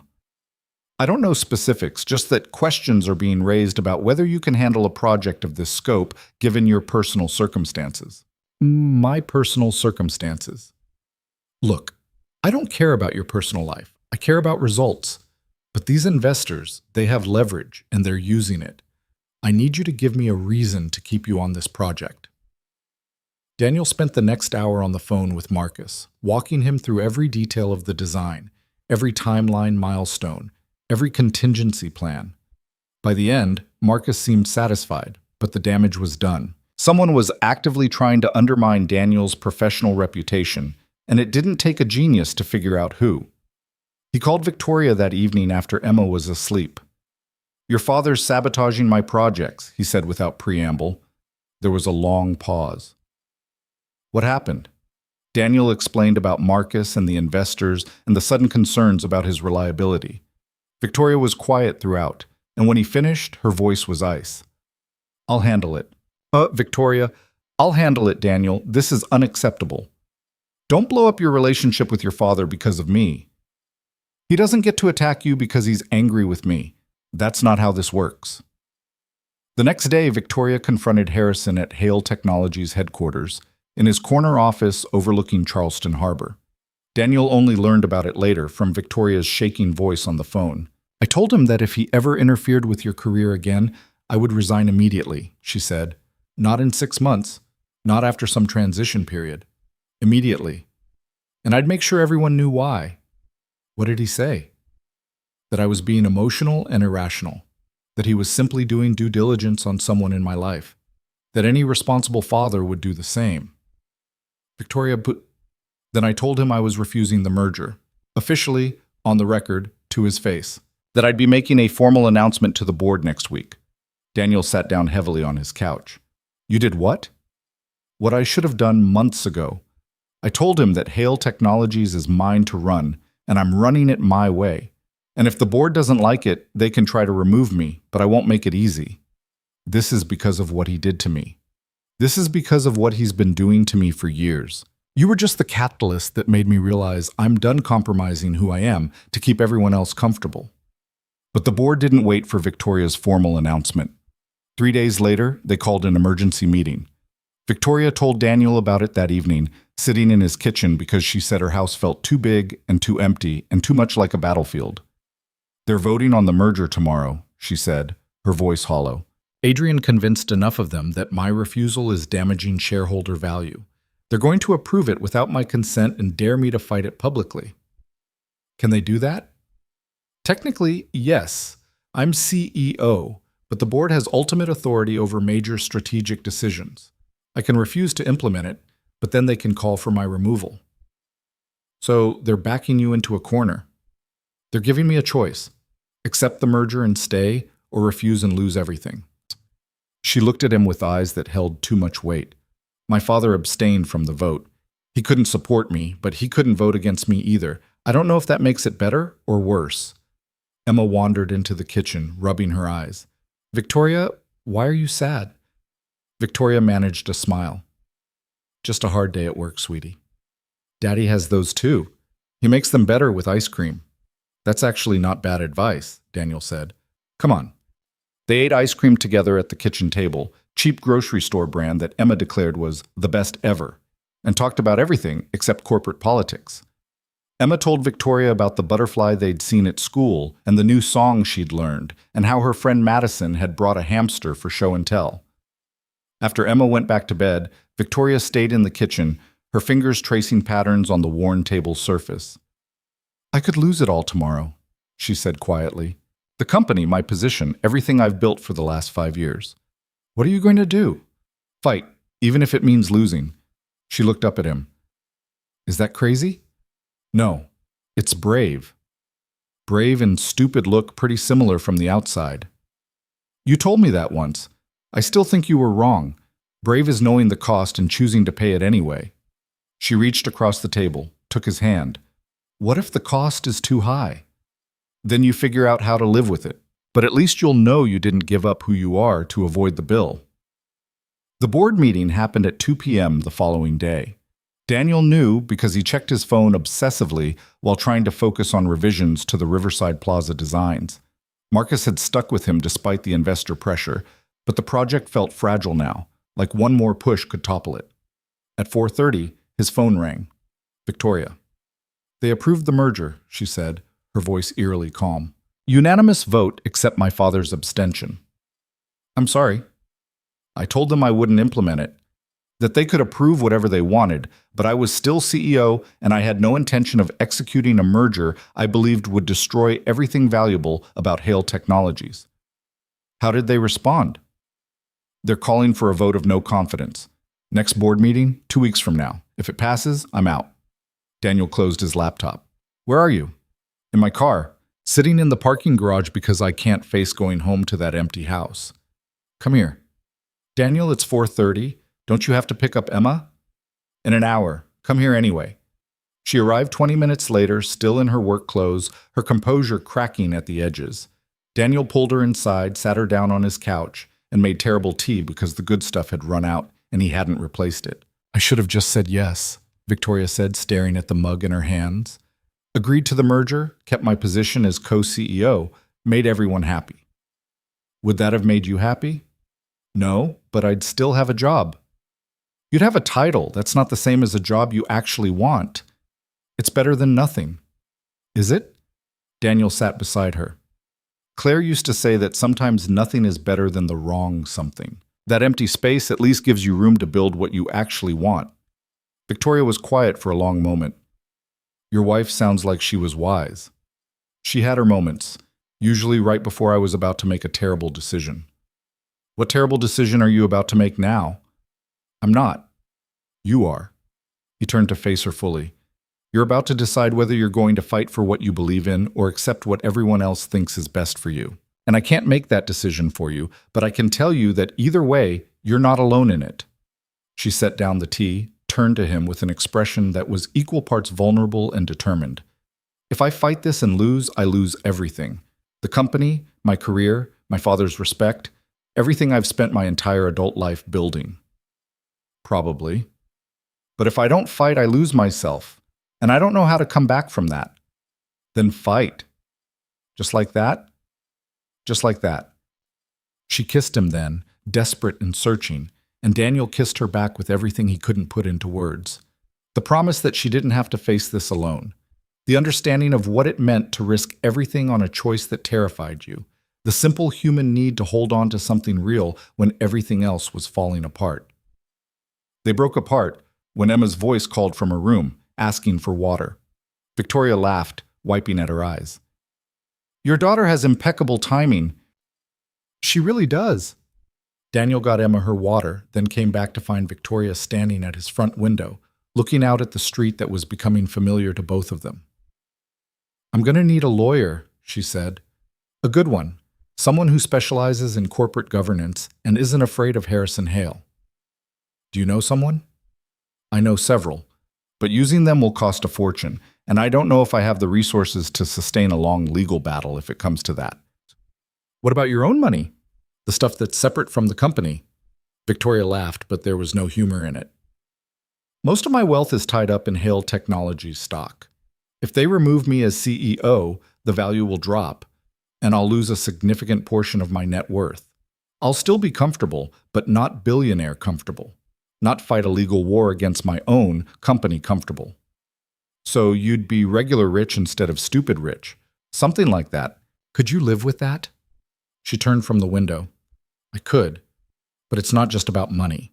If I lose my platform, my influence, everything I've worked for. I become a cautionary tale about stubborn women who don't know when to compromise. Or you become a story about someone who refused to compromise herself even when it was expensive. Daniel stood, moved to stand beside her at the window. Either way, it's your story, not theirs. They picked up Emma from school together, and if the other parents noticed that Victoria Hale looked like she'd been crying and Daniel looked like he was holding himself together by sheer willpower, they were polite enough not to mention it. Emma chattered the whole way home about the science experiment they'd done with vinegar and baking soda, completely unaware that the adults in her life were navigating increasingly dangerous waters. That evening, while Emma colored and Victoria helped Daniel make dinner in his cramped kitchen, Adrian Cole called. Victoria looked at her phone, then at Daniel. "It's him. You don't have to answer." "Yes, I do." She stepped out onto the porch, and Daniel tried not to listen but couldn't help hearing fragments through the screen door. "I know you orchestrated this." "No, I don't believe that. Because you've wanted my company since the day you met me. Don't pretend this is about business strategy." When she came back inside, her face was flushed with anger. He says the board vote wasn't his idea, that he actually tried to talk them out of moving so quickly, that he wants to meet with me privately to discuss a compromise. Do you believe him? I don't know. He sounded sincere, but Adrian's always sincere. That's his gift. Are you going to meet with him? I don't see how I have a choice. If there's any possibility of resolving this without a full board war, I have to try. Daniel understood the logic, even as something in his chest tightened at the thought of Victoria sitting down with Adrian Cole, but he kept his voice neutral. When? Tomorrow. Lunch at his office. Do you want company? I don't think bringing you to a private meeting with Adrian is going to help the situation. Probably not. She moved closer, her hands finding his. But I appreciate the offer, and I appreciate everything you've been doing. This isn't your fight, Daniel. You don't have to. It became my fight when your father started sabotaging my career. It became my fight when you showed up at my door looking lost. It became my fight when I decided I cared about you. He pulled her closer. So stop trying to protect me from it. Emma appeared in the kitchen doorway. Are you guys going to kiss again? Because if you are, I'm going to watch TV. Victoria laughed despite everything. We're not going to kiss right now. Okay, good, because kissing is boring. Daddy, can I have a snack? The rest of the evening passed in domestic normality that felt both grounding and surreal. They ate dinner together, Emma monopolizing the conversation with questions about whether butterflies had favorite colors and if clouds ever got tired of floating. After dinner, Victoria helped with Emma's bath, reading her a story while Daniel cleaned up the kitchen. When Emma was finally asleep, they sat on the porch in the October darkness, the street quiet around them. Thank you, Victoria said. For what? For making this feel manageable. For giving me a place where the world isn't falling apart. The world's still falling apart. We're just falling apart together. That's weirdly comforting. I'm a weirdly comforting person. She leaned her head on his shoulder, and they sat in silence for a while, listening to the sounds of the neighborhood settling into night. Somewhere a dog barked. A car passed. Normal sounds of normal people living normal lives that had nothing to do with corporate battles or billion-dollar mergers. What happens if you lose? Daniel asked finally. I start over. Find something else to do with my life. Maybe something that doesn't involve boards and shareholders and constant battles for control. Like what? I don't know. I've been Victoria Hale, daughter of Harrison Hale, CEO of Hale Technologies, for so long that I'm not sure who I am without all those titles. You're someone who plants flowers with 4-year-olds and drinks terrible tea and shows up on strangers' porches when life gets too hard. That's not nothing. It feels like nothing compared to running a billion-dollar company. Then you haven't been paying attention. Emma will remember the flower planting a lot longer than any shareholder will remember your quarterly earnings reports. Victoria lifted her head to look at him. When did you get so wise? I'm not wise. I'm just a single father who learned the hard way that titles don't mean anything when you're sitting in a hospital room watching someone die. Claire was a senior partner at her law firm, brilliant, accomplished, respected. And none of that mattered at the end. What mattered was that she was kind, and she laughed at my terrible jokes, and she loved Emma with everything she had. That's what I remember, not her billable hours. I'm not dying. No, but you're killing yourself trying to be everything everyone expects. And I'm saying maybe it's okay to just be Victoria, not Victoria Hale, CEO. Not Victoria Hale, daughter of Harrison, just Victoria. She was quiet for a long time, and when she finally spoke, her voice was barely a whisper. I don't know if I know how to do that. Then learn. You've got time. Do I? In 2 weeks, the board might vote me out. Then what? Then you figure out the next thing. People rebuild their lives all the time. I'm doing it right now. You had to rebuild because your wife died. That's different. The reason doesn't matter as much as the choice. You can either spend your life trying to fit into spaces that were never meant for you, or you can build something new. It's scary, and it's hard, and it might fail spectacularly, but at least it's yours. Victoria kissed him again, slower this time, like she was trying to memorize the feeling. When she pulled back, there were tears on her face. I'm falling in love with you, she said, and it sounded like a confession and an accusation all at once. And I don't know if I have room in my life for that right now. Daniel's heart was pounding so hard he was sure she could feel it. Make room. Just like that? Just like that. She laughed and cried at the same time, and Daniel held her while she did both, while the Carolina night wrapped around them and the future loomed uncertain and terrifying and somehow, impossibly, full of promise. Victoria's meeting with Adrian the next day lasted 3 hours, and when she finally called Daniel afterward, her voice carried a tension he hadn't heard before. He offered me a way out, she said without preamble. Daniel was at his drafting table, trying to focus on the Riverside Plaza elevations while Emma played in the living room. He set down his pencil. What kind of way out? Co-CEOs for real, not just on paper. Equal authority, equal decision-making power. He'd pull his support from the board vote if I agree to work with him instead of against him. And you believe he means it? That's the problem. I think he actually does. She sounded exhausted. He showed me projections, Daniel. What the combined companies could accomplish, the market share we could capture, the innovations we could fund. It was compelling. Something cold settled in Daniel's stomach. So what did you tell him?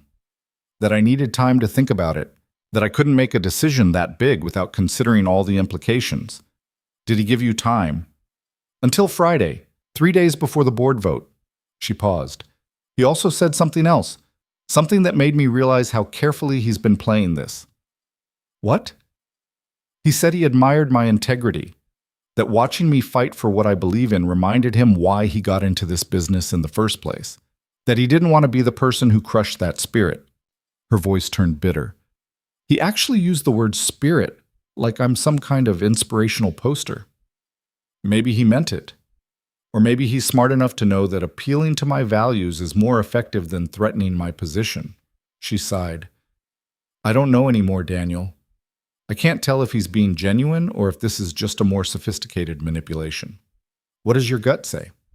My gut says I'm too tired to trust it. My gut says I've been fighting for so long that I don't remember what I'm fighting for anymore. Emma appeared beside Daniel, tugging on his sleeve. Daddy, I'm hungry. Can we have mac and cheese? Daniel covered the phone. In a minute, sweetheart. Go pick out which kind you want. Emma ran off toward the kitchen, and Daniel returned his attention to Victoria. Where are you now? Still at my office, staring at the same projections Adrian showed me, trying to figure out if he's right. If maybe partnership is smarter than pride. That's not pride, Victoria. That's self-preservation. Is it? Because from where I'm sitting, it looks like I'm risking everything, my company, my career, my relationship with my father, just to prove a point. And maybe Adrian's right. Maybe I could accomplish more by working with him than by fighting him. Daniel wanted to tell her she was wrong, that she should trust her instincts, that compromise with someone like Adrian Cole would only lead to losing herself piece by piece. But he also knew that this wasn't his decision to make, and pushing too hard would only make her defensive. What do you want me to say? He asked quietly. I don't know. That I'm not crazy for considering this? That it's okay to be exhausted and scared and maybe ready to stop fighting? You're not crazy. And it's definitely okay to be exhausted. But Victoria, the question isn't whether you should stop fighting. It's whether accepting Adrian's offer would actually let you stop, or if it would just change what you're fighting against. She was quiet for so long Daniel thought the call had dropped. Then, can I come over tonight after Emma goes to bed? Of course. I just need to be somewhere that feels real for a while. My office feels like a cage right now. She arrived at 9:30, after Emma was asleep, carrying a bottle of wine that probably cost more than Daniel's mortgage payment. They sat on the porch in the November cold, wrapped in blankets, passing the bottle back and forth because Daniel's wine glasses were still packed in a box somewhere. Adrian's father and my father were business partners for years, Victoria said, staring out at the dark street. They built their companies together, then split amicably when their visions diverged. Adrian and I have known each other since we were teenagers. He was at my college graduation. I was at his wedding. He's married? Was. Divorced 3 years ago, no kids, which he claimed was mutual, but I always suspected was her decision. She took a drink directly from the bottle. The point is, we have history. And part of me wonders if my resistance to this merger is about the business or about refusing to let our father's vision dictate our future. Does it matter which it is? Shouldn't it? If I'm making decisions based on family dynamics instead of business strategy, that's not exactly rational leadership. Who said leadership has to be rational? Some of the best decisions I ever made were the irrational ones. Leaving Chicago, buying this disaster of a house, letting myself care about you. None of those made sense on paper. And do you regret them? Not even a little bit. Victoria turned to look at him, and in the porch light, she looked younger and more uncertain than he'd ever seen her. What if I'm wrong, Daniel? What if I refuse this offer and lose everything, and then 5 years from now I realize I was just being stubborn and stupid? Then you'll be stubborn and stupid and starting over. But at least you'll know you made the choice yourself instead of letting fear make it for you. That's easy to say when it's not your entire career on the line. You're right, it's not my career. But it is my relationship with you, which means I have a stake in this whether you want me to or not. He took the wine bottle, set it aside, and took her hands instead. I'm not going to tell you what to do, but I am going to tell you what I see. I see someone who built something remarkable and is now being told it's not good enough unless she shares it with someone who wants to take credit for it. I see someone who's exhausted from fighting, but would be even more exhausted from pretending to be okay with a decision she hates. And I see someone who's falling in love with me while trying to save her company, which is honestly terrible timing, but also kind of perfect. Victoria laughed, watery and real. It is terrible timing. The worst. And you're okay with that? With being involved with someone whose life is currently a corporate nightmare? My wife died of cancer when our daughter was 2. I rebuilt my entire life from scratch while grieving and trying to be a good father. I think I can handle corporate drama. She kissed him then, wine sweet and desperate, and Daniel kissed her back with the understanding that this was about more than attraction or comfort. This was about two people choosing each other in the middle of chaos, which was either the bravest thing or the stupidest thing, and he honestly didn't care which. When they finally broke apart, Victoria rested her forehead against his. I'm going to refuse Adrian's offer. Are you sure? No. But I'm sure that if I accept it, I'll spend the rest of my life wondering who I could have been if I'd been braver. And I don't want to be that person. Then don't be. She stayed until past midnight, talking through her strategy for the board meeting, the arguments she would make, the allies she might still have. Daniel listened and offered what insight he could, though they both knew his understanding of corporate politics was limited at best. When she finally left, walking back across the lawn to her estate, Daniel sat on his porch and thought about bravery and stupidity and the thin line between them. Then he went inside and checked on Emma, who was sleeping peacefully, completely unaware that the adults in her life were navigating waters that could change everything. The next 3 days passed in a blur of tension and waiting.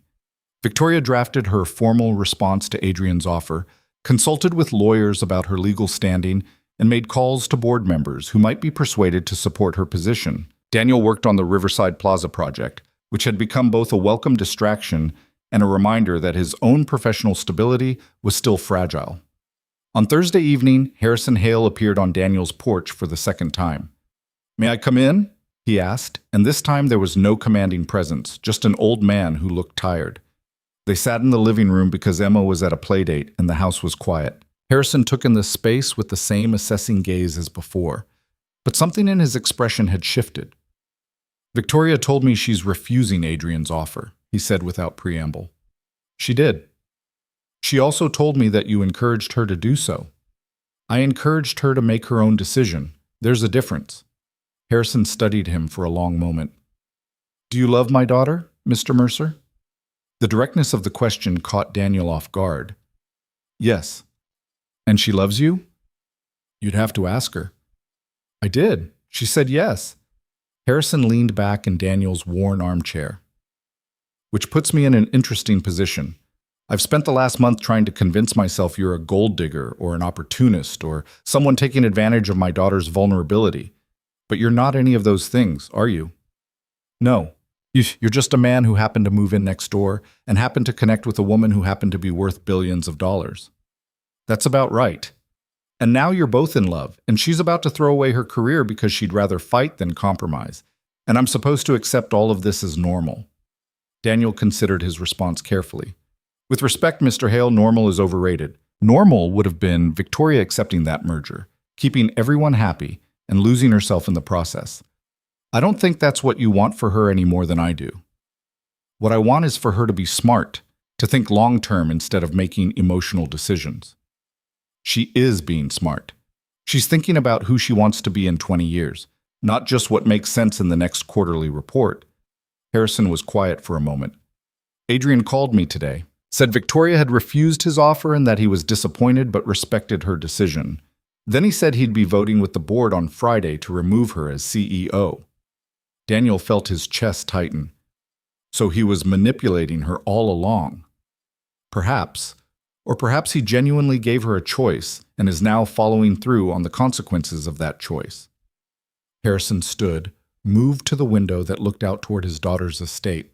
I abstained from the first vote because I couldn't choose between my company and my daughter. But I can't abstain tomorrow. The board will see it as weakness, and Victoria will see it as abandonment. What are you going to do? I don't know. He turned to face Daniel. Tell me honestly, do you think she can win this fight? Define win. If you mean keep her position as CEO, probably not. The board has the votes. But if you mean keep her integrity and her sense of self, yeah, I think she can win that. That's not good enough. She needs both. Why? Why does she need to be CEO of Hale Technologies specifically? Why can't she be CEO of something else, something she builds herself without the weight of your legacy on her shoulders? Harrison's expression hardened. Because Hale Technologies is her birthright. I built it for her. You built it for yourself. She just inherited it along with all the expectations and limitations that came with it. Daniel stood to face him directly. And maybe that's the problem. Maybe she needs to build something that's actually hers instead of trying to live up to something you created. You're very confident in your opinions for someone who's known my daughter for 6 weeks. I'm confident because I see her clearly. You see the CEO, the legacy, the company. I see Victoria. And Victoria is better than any title you could give her. Harrison stared at him for a long moment, and Daniel couldn't read his expression. Then, unexpectedly, the older man's face softened. My wife died when Victoria was 12, he said quietly. Cancer, like your wife.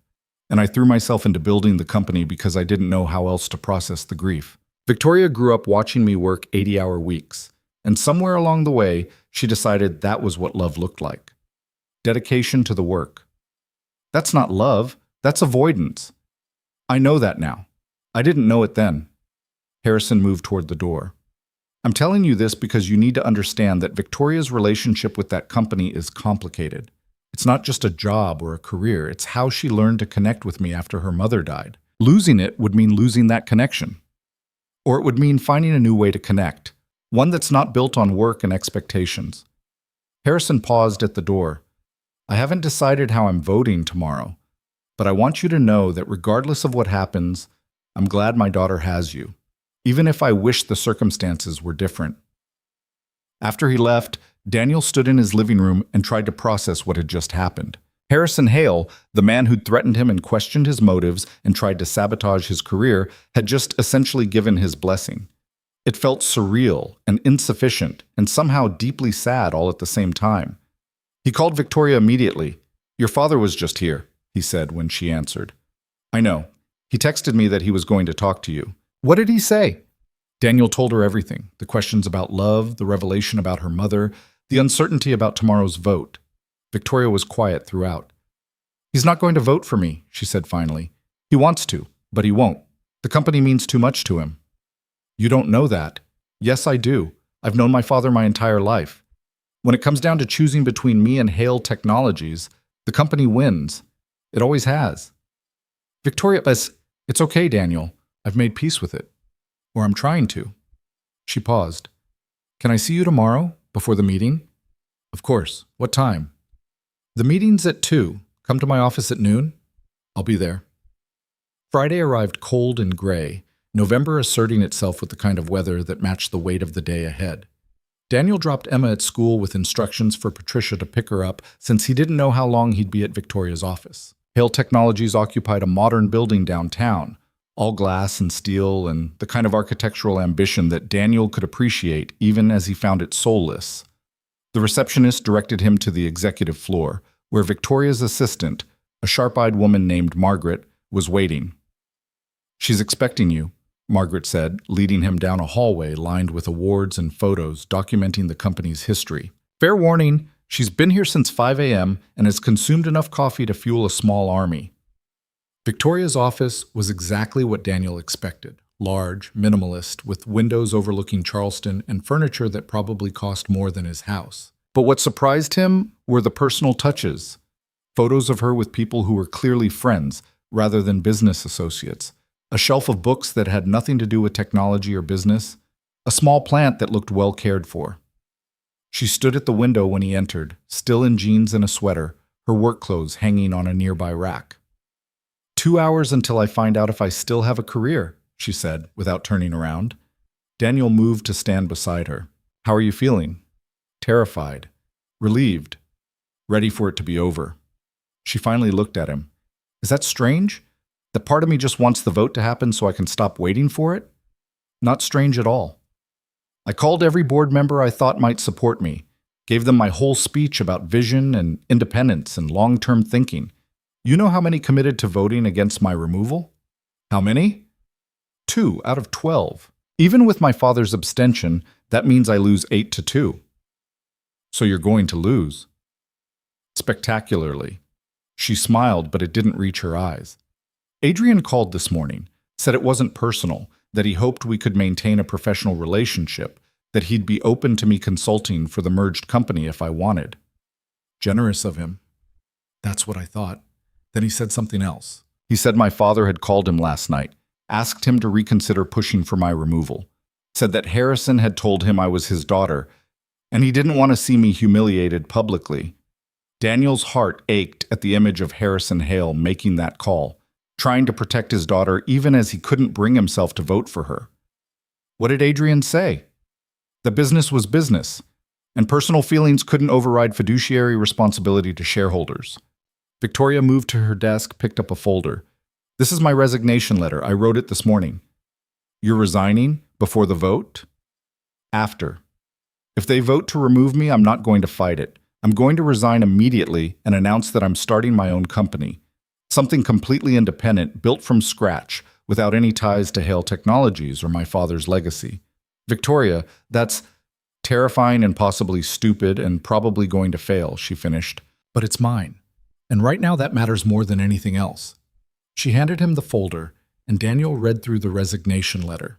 It was professional, gracious, and completely final. No door left open for reconciliation, no suggestion that she might reconsider. Just a clean break and a clear statement of intent. You've really thought this through, he said. I've been thinking about it for weeks, ever since that first dinner with my father and Adrian. I just wasn't ready to admit it until now. She took the folder back, set it aside. The industry will say I failed, that I couldn't handle the pressure of running a major company. Business journals will write think pieces about what I did wrong, what I should have done differently. Let them. And I'll have to start completely over. New company, new team, new everything. It could take years to build something significant. Probably. I'll have less money, less influence, less of everything that used to define me. True. She looked at him directly. And you're okay with all of that? With me being just Victoria instead of Victoria Hale? Billionaire CEO? I was never dating the billionaire CEO. I was dating the woman who planted flowers with my daughter and drank terrible tea on my porch. He moved closer, took her hands. The rest is just noise. She kissed him then, soft and grateful, and Daniel held her while the clock ticked toward 2 p.m. and the moment that would change everything. At 1:30, Victoria changed into her work clothes, a navy suit that looked like armor and probably cost more than Daniel's car. She redid her hair, put on her CEO face, and transformed back into the polished professional the world expected to see. "You don't have to come to the meeting," she said. "It's just going to be uncomfortable and hostile and watching people I've worked with for years vote to remove me. I know, I'm coming anyway." The boardroom was exactly what Daniel expected. Mahogany table, leather chairs, wall-mounted screens displaying corporate data. Board members filed in with the careful courtesy of people about to do something unpleasant. Harrison arrived last, not meeting his daughter's eyes. Adrian Cole sat at the far end of the table, impeccably dressed and completely calm. Daniel took a seat against the wall, technically just an observer, but present enough to matter.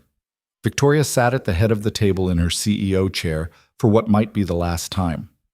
The meeting started with procedural formality, the chairman, an older man named Robert Chen, reading through the agenda with careful neutrality. Then came the discussion of the merger, Victoria's refusal, and the motion for a vote of no confidence.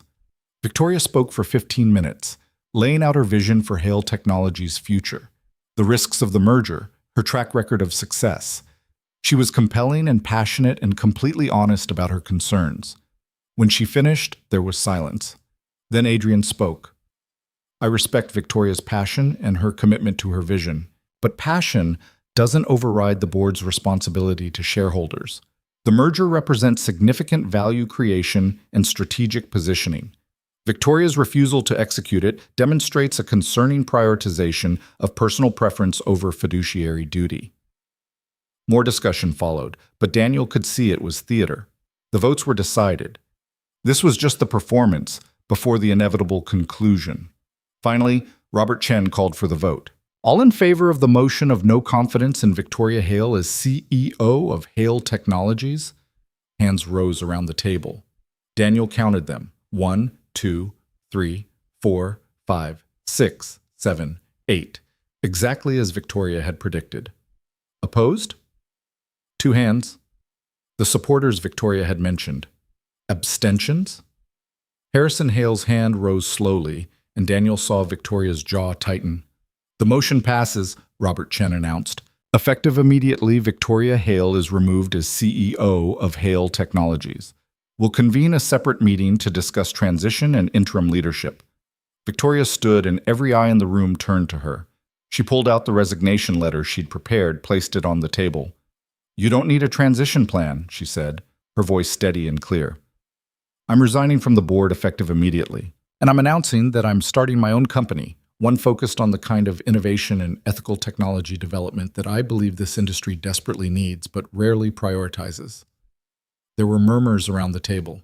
Harrison finally looked at his daughter, his expression unreadable. "Victoria," he started. "Thank you for the opportunity to lead this company," she continued, ignoring him. "I'm proud of what we accomplished together, but I'm more excited about what comes next." She turned and walked out of the boardroom without waiting for a response. Daniel followed, leaving behind a room full of shocked faces and an old man who looked like he'd just lost something irreplaceable. In the elevator down to the lobby, Victoria was silent. Her hands shook slightly, and Daniel took them in his. "You did it," he said quietly. "I just destroyed my entire career in 15 minutes. "No, you just saved it." She laughed, shaky and disbelieving. "Tell me that in 6 months when I'm scrambling to find funding and no one will take my calls." "I'll tell you now, you're free, Victoria. Actually free.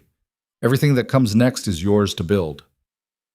The elevator doors opened and they walked through the lobby together. Outside, November rain had started to fall, cold and cleansing. Victoria stood on the sidewalk, letting it soak through her expensive suit, and Daniel stood beside her. "What now?" she asked. "Now you come home with me, change into comfortable clothes, help me make dinner for Emma, and we figure out the rest as we go." "Just like that?" "Just like that." She took his hand and they walked through the rain toward Daniel's car, leaving behind the glass tower and the corporate life and everything that had defined her for so long.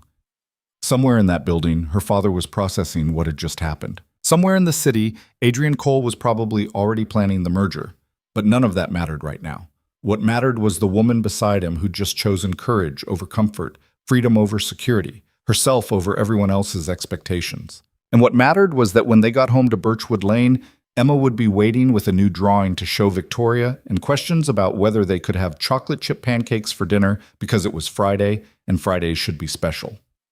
The rain fell harder, and Victoria laughed, a real laugh, unguarded and bright. And Daniel knew they'd be okay. Not immediately, and not easily, but eventually. They'd figure it out together. Emma did indeed want chocolate chip pancakes for dinner, and she wanted Victoria to help make them. And she wanted to know why Victoria's fancy suit was all wet, and if that meant she could jump in puddles too. "Your suit costs more than my car," Daniel pointed out as Victoria stood dripping in his kitchen. "Maybe change first before we start cooking?" "I don't have anything here to change into." "Then go home and grab something. We'll wait." But Victoria shook her head, something fierce and final in her expression. "No, I'm done with that house. I'm done with all of it. Can I borrow something of yours?" So Victoria Hale, former billionaire CEO, ended up in Daniel's old flannel shirt and a pair of sweatpants that were too long for her, making chocolate chip pancakes with a 4-year-old who insisted on adding twice the recommended amount of chocolate chips because more is always better. They ate dinner on the floor of the living room because Emma declared it more fun that way, and nobody had the energy to argue. Afterward, Emma fell asleep mid-sentence while telling Victoria an elaborate story about a princess who lived in a house made of butterflies, and Daniel carried her to bed while Victoria cleaned up the kitchen. When he returned, Victoria was standing at the sink, staring out the window at her estate next door, all lit up and empty. "I need to sell it," she said quietly. "The house. I can't live there anymore." "That's a big decision to make on the same day you lost your job." "I didn't lose my job. I quit." She turned to face him. "And it's not a big decision. It's the only decision that makes sense. That house was never mine. It was the CEO's house, the successful daughter's house, the person I was supposed to be's house. I don't need all that space for just me." "Where will you go?" "I don't know yet. Somewhere smaller. Somewhere that feels like home instead of a museum." She moved closer to him. "Can I stay here tonight? I know it's presumptuous and we haven't really talked about what this is between us, but I can't go back there right now." "Of course you can stay." They ended up on the couch, Victoria curled against Daniel's chest, both of them exhausted from a day that had fundamentally altered the trajectory of her life. She fell asleep first, her breathing evening out, and Daniel sat there thinking about how strange life was, that 6 weeks ago he'd been a single father trying to survive one day at a time. And now he was holding a woman who'd just walked away from a billion-dollar empire because she'd rather lose everything than lose herself. His phone buzzed with a text from Maya. "Patricia told me Victoria Hale spent the night at your place. Please tell me you know what you're doing." Daniel typed back one-handed. "Absolutely no idea. But I'm doing it anyway. That's what I was afraid of. Be careful, little brother. Too late for that." Victoria stirred, lifting her head. "Sorry, didn't mean to fall asleep on you." "It's okay. You've had a long day." "The longest." She sat up, running her hands through her hair. "Daniel, I need to tell you something. Something I should have mentioned before but was too afraid to." "Okay." "When I sell the estate, I'll still have money. A lot of money. But most of my net worth was tied up in Hale Technologies stock. And after today's announcement, that stock is going to drop. Maybe significantly. I could end up with a fraction of what I had before." "And you're worried I'll care about that?" "I'm worried about being honest with you about what my life is about to look like.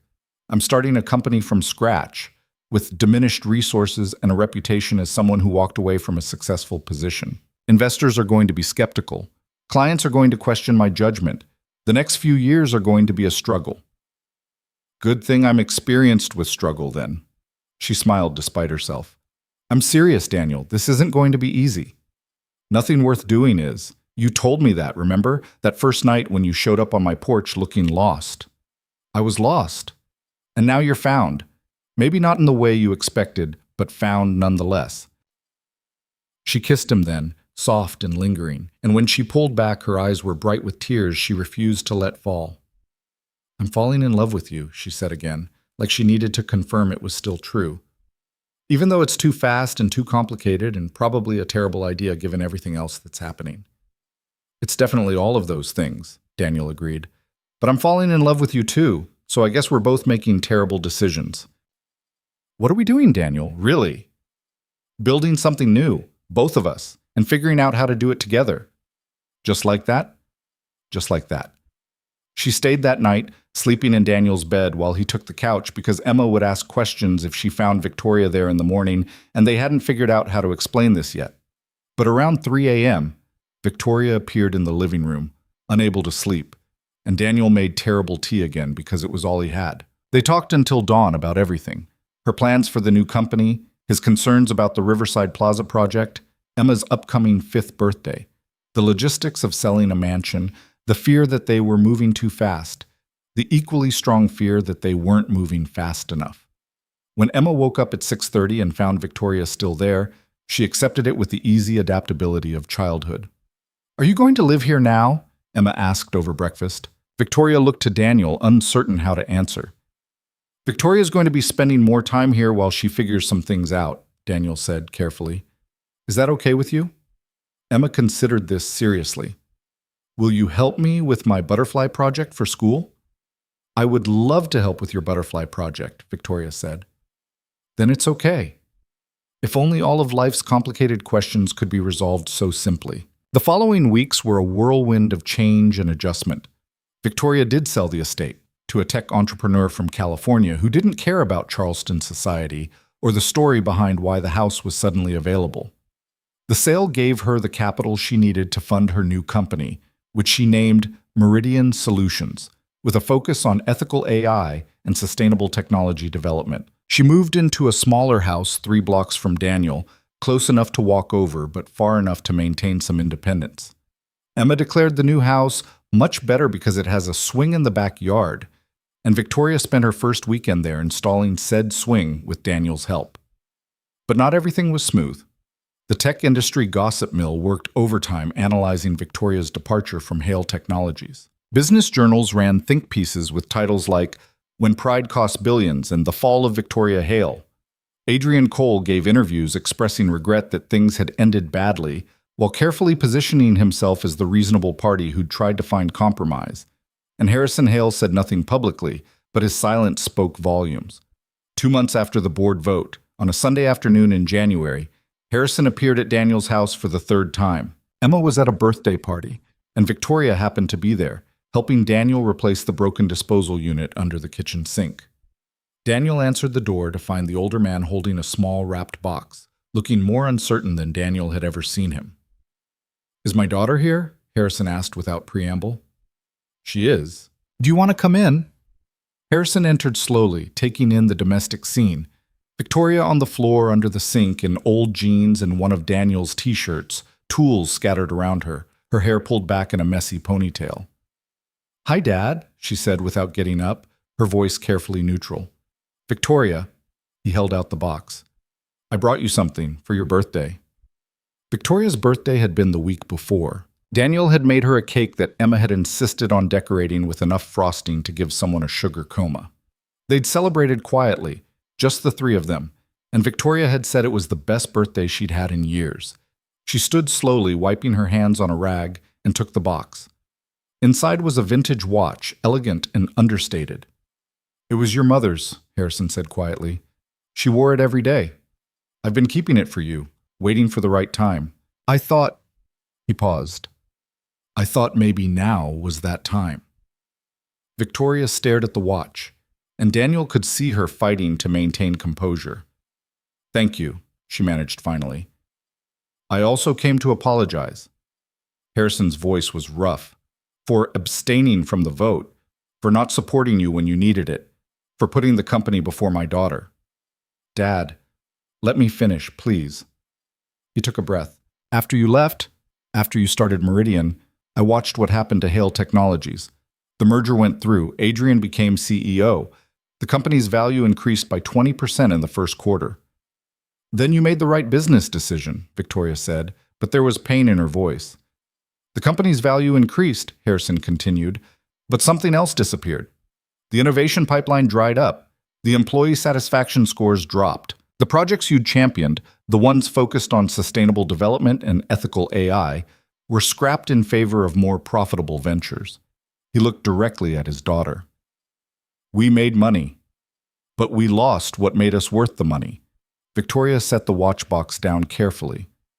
What are you saying? I'm saying I was wrong. About the merger, about Adrian, about what you needed to do. You weren't being stubborn or emotional, you were being right. And I was too caught up in legacy and business strategy to see it. The silence in Daniel's kitchen was profound. Daniel stayed back, knowing this moment belonged to them. I resigned from the Hale Technologies board last week, Harrison continued. I still own shares, but I'm no longer involved in operations. And I want to invest in Meridian, not as a father trying to buy back his daughter's affection, but as an investor who believes in what you're building. Dad, I don't need your money. I know you don't. You've been bootstrapping Meridian with your own capital and outside investors, and from what I can see, you're doing remarkably well. He smiled slightly. Better than well, actually. You landed the Morrison contract last month. That's a major coup for a company that's only been operational for 8 weeks. Victoria looked surprised. You've been following my company? Of course I have. You're my daughter, and you're building something important. He glanced at Daniel. With the support of someone who clearly cares about you more than he cares about your net worth. Dad, this is Daniel. I know you've met before, but I know who he is, and I know that he's good for you in ways I didn't want to acknowledge. Harrison extended his hand to Daniel. Thank you for taking care of my daughter, for helping her find the courage to choose herself. Daniel shook his hand, noting the firm grip and the genuine gratitude in the older man's eyes. She didn't need my help with the courage. That was all her. Perhaps, but having someone believe in you makes the courage easier to access. Harrison turned back to Victoria. I'm not asking for forgiveness. I'm just asking for a chance to be your father again instead of your business advisor. Victoria's eyes filled with tears she'd been holding back for months. I don't know how to do that. We've been father and CEO, founder and successor for so long that I don't remember how to just be your daughter. Then we learned together. Just like we had to learn after your mother died. She moved forward and hugged him, and Harrison held his daughter like she was precious and breakable and exactly where she belonged. Daniel quietly excused himself to the porch, giving them privacy for a reunion that had been months in the making. When Victoria finally joined him outside 20 minutes later, her eyes were red, but her expression was lighter than he'd seen since the board vote. He wants to have dinner next week, she said. All of us. You, me, Emma. As a family. Are you ready for that? Probably not, but I want to try. She leaned against the porch railing. He also told me something interesting. Adrian's already being challenged by the Hale Technologies board. Turns out his great merger isn't performing as well as projected, and people are starting to question whether removing me was the right call. How do you feel about that? Vindicated. And also completely unconcerned because I'm too busy building something I actually care about to waste energy on schadenfreude. She took his hand. Daniel, Meridian is working. Like, actually working. We landed 2 more contracts this week, and I have investors interested in a second round of funding. This could actually become something significant. I never doubted it. I did, constantly. But then I'd come here, and I'd watch you work on this house, piece by piece, and I'd see Emma growing and changing, and I'd remember that building something meaningful takes time, that not everything has to happen on a quarterly timeline. The spring came slowly to Charleston, bringing with it the kind of renewal that made everything feel possible. The Riverside Plaza project completed on time and under budget, earning Daniel recognition in the local architecture community and 3 new clients. Emma turned 5 with a birthday party in Daniel's backyard that Victoria helped plan and that somehow ended up with 20 children and a bounce house. Meridian Solutions grew steadily, attracting talent from larger tech companies who wanted to work on projects that prioritized ethics alongside profit. Victoria hired a CFO, a CTO, and began the process of building a company culture that reflected her values rather than industry standards. And slowly, carefully, Daniel and Victoria built a life together that didn't look like either of them had expected, but felt more real than anything that had come before. On a warm evening in late April, Daniel was working on the final touches of his house renovation when Victoria arrived looking nervous and excited in equal measure. I need to tell you something, she said, and the seriousness in her tone made Daniel set down his tools immediately. "Okay, should I be worried?" "I don't think so. I hope not." She took a breath. "I'm pregnant." The world seemed to stop and restart all at once. Daniel stared at her, processing words that should have made sense but felt too enormous to comprehend. "Pregnant," he repeated. "About 6 weeks. I didn't realize until last week because everything's been so chaotic with Meridian and I wasn't paying attention to my cycle and—" She stopped. "Say something, please." Daniel crossed the space between them in 2 steps and kissed her, deep and sure, and full of all the emotions he couldn't find words for yet. When he finally pulled back, he was grinning like an idiot.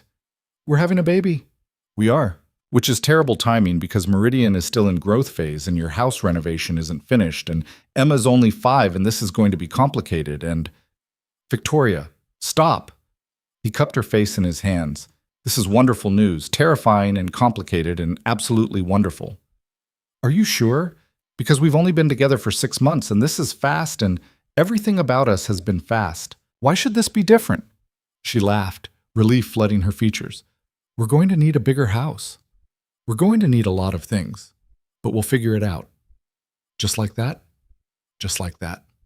Emma's reaction to the news was typically Emma. She wanted to know if the baby would be a boy or a girl, if they could name it Butterfly regardless of gender, and if this meant she would have to share her room because I have a lot of important stuff in there. They assured her the baby would have its own room, that she could help pick the name, within reason, and that being a big sister was going to be the most important job she'd ever had. Harrison's reaction was more emotional than Daniel expected. The older man actually cried when Victoria told him over dinner, and he spent the rest of the evening talking about Victoria as a baby, about her mother's pregnancy, about the continuation of family in ways that transcended business and legacy. "Your mother would have loved this," he said to Victoria as the evening wound down. "She would have loved Daniel and Emma and this new baby. She would have been proud of you for choosing happiness over expectations." The pregnancy progressed through the summer months, and life settled into a new normal. Victoria's company continued to grow, though she stepped back from some responsibilities as her due date approached. Daniel finished the house renovation and started taking on larger architectural projects. Emma started kindergarten and announced that she was going to teach the baby everything she knew, which was either promising or terrifying depending on your perspective. And Harrison became a regular presence in their lives. Not the demanding patriarch, but a grandfather who built block towers with Emma and asked Victoria about her work with genuine interest rather than criticism. On a cool evening in November, almost exactly a year after Victoria had first knocked on Daniel's door with a flashlight, she went into labor. The baby arrived after 14 hours of labor that Victoria handled with the same determination she'd brought to everything else, refusing an epidural until hour 10, squeezing Daniel's hand hard enough to leave bruises, and announcing halfway through that she'd changed her mind about the whole thing and wanted a refund. But when the doctor finally placed their daughter in Victoria's arms, all the pain and fear dissolved into pure wonder. "She's perfect," Victoria whispered, tears streaming down her face. "She is," Daniel agreed, his own vision blurring. Emma, who'd been waiting with Harrison and Maya in the hallway, was finally allowed in to meet her new sister. She approached the hospital bed with the careful gravity of someone who understood this was an important moment. "She's really small," Emma observed. "You were that small once," Daniel said. "She doesn't look like a butterfly." "We talked about this, sweetheart. We're naming her Claire." Emma considered the tiny baby wrapped in hospital blankets. Claire Victoria Mercer. That's a lot of names. "She's a lot of person," Victoria said softly. "She'll need a strong name." Harrison stood in the doorway watching his daughter hold his granddaughter, and for the first time since Daniel had known him, the older man looked completely at peace. 2 months later, on a Saturday afternoon in January, Daniel and Victoria got married. It wasn't the society wedding that Victoria Hale could have had. No massive venue, no 500 guests, no coverage in business magazines. Instead, it was a small ceremony in the garden of Victoria's house, attended by close friends and family, with Emma as flower girl and baby Claire sleeping peacefully in Harrison's arms. Victoria wore a simple dress from a local boutique. Daniel wore the same suit he'd worn to that first disastrous dinner with her father. Patricia made the cake. Gerald gave a toast about how he'd known from the beginning that they were perfect for each other, which was revisionist history at its finest, but nobody corrected him. Marcus Webb attended with his wife, joking that he'd known investing in Daniel's firm would pay off eventually. Victoria's former assistant Margaret came, along with several Meridian employees who'd followed Victoria from Hale Technologies because they believed in her vision more than they believed in corporate stability. And Maya stood as Daniel's best woman, pulling him aside before the ceremony to say, "Claire would have loved her, the new one, and the woman you're marrying. She would have wanted this for you." "I know," Daniel said, his throat tight. "Then go marry the billionaire CEO and live happily ever after, you lucky idiot." "Former billionaire CEO. She's just regularly rich now. However will you cope, Will?" The ceremony was brief and personal, officiated by a friend of Victoria's who'd known her since college. They exchanged vows they'd written themselves, promises about building a life that belonged to them, about choosing each other every day, about raising their daughters to know that courage and kindness mattered more than status or expectations. When it was over, when they'd been pronounced married and had kissed while Emma cheered and Claire slept and everyone applauded, Victoria leaned close and whispered, "We did it." "Did what?" "Built something that's actually ours. Not what anyone expected, but what we chose." "Best terrible decision I ever made," Daniel said. "Same." They celebrated into the evening, dancing in the garden under string lights that Daniel had helped hang, eating cake that was slightly lopsided but delicious, listening to Harrison tell stories about Victoria as a child that made her blush and laugh in equal measure. As the party wound down and guests began to leave, Daniel found himself standing on the porch with Emma on one side and Victoria holding Claire on the other, watching the sun set over Charleston. "Daddy?" Emma said. "Yes, sweetheart? Is this what happy ever after looks like?" Daniel looked at his daughter, then at his wife, a word that still felt new and wonderful, then at the baby who bore his first wife's name and represented hope for the future. "Yeah," he said, "I think it is. It's not as fancy as in the princess movies. No, it's not. But I like it better, because it's real." Victoria shifted Claire in her arms and took Daniel's hand. "Smart kid you've got there. She takes after her mother. Both of them." They stood together as the sky turned gold and pink and purple. As Charleston settled into evening, as their life, messy and complicated and nothing like what either of them had planned, continued forward into whatever came next. There would be challenges ahead, Daniel knew. Meridian would face competition and market pressures. His architecture firm would have slow seasons and difficult clients. They'd navigate the chaos of raising two daughters while building their careers. There would be arguments and stress, and moments when everything felt too hard. But they'd also have this, the porch evenings and family dinners, the terrible tea and chocolate chip pancakes, the small moments that built a life worth living. They'd have each other, and Emma's endless questions, and Claire's tiny hands grasping at the world, and Harrison's gradual transformation from corporate patriarch to devoted grandfather. They'd have the story of how a knock on a door had changed everything, how a woman with everything had found something more valuable by walking away from it all, how a single father had discovered that love didn't follow timelines or logic or any reasonable plan. They'd have the knowledge that sometimes the bravest thing you can do is choose what matters over what makes sense. Choose yourself over expectations. Choose love over fear. As the last of the sunset faded and the first stars appeared, Victoria turned to Daniel with a smile that held everything they'd been through and everything still to come. "Ready to go inside and start our happily ever after?" she asked. Daniel kissed his wife, ruffled his daughter's hair, and looked down at the baby who'd arrived like a promise that life could surprise you in the best possible ways. "Absolutely," he said. "Let's go home." And they did together, into the house on Birchwood Lane where it had all begun, into the life they'd chosen and the future they'd build, into the beautifully imperfect reality of a family that had been formed not by expectations or plans, but by courage, trust, and the quiet decision to choose love over everything else that the world said should matter more.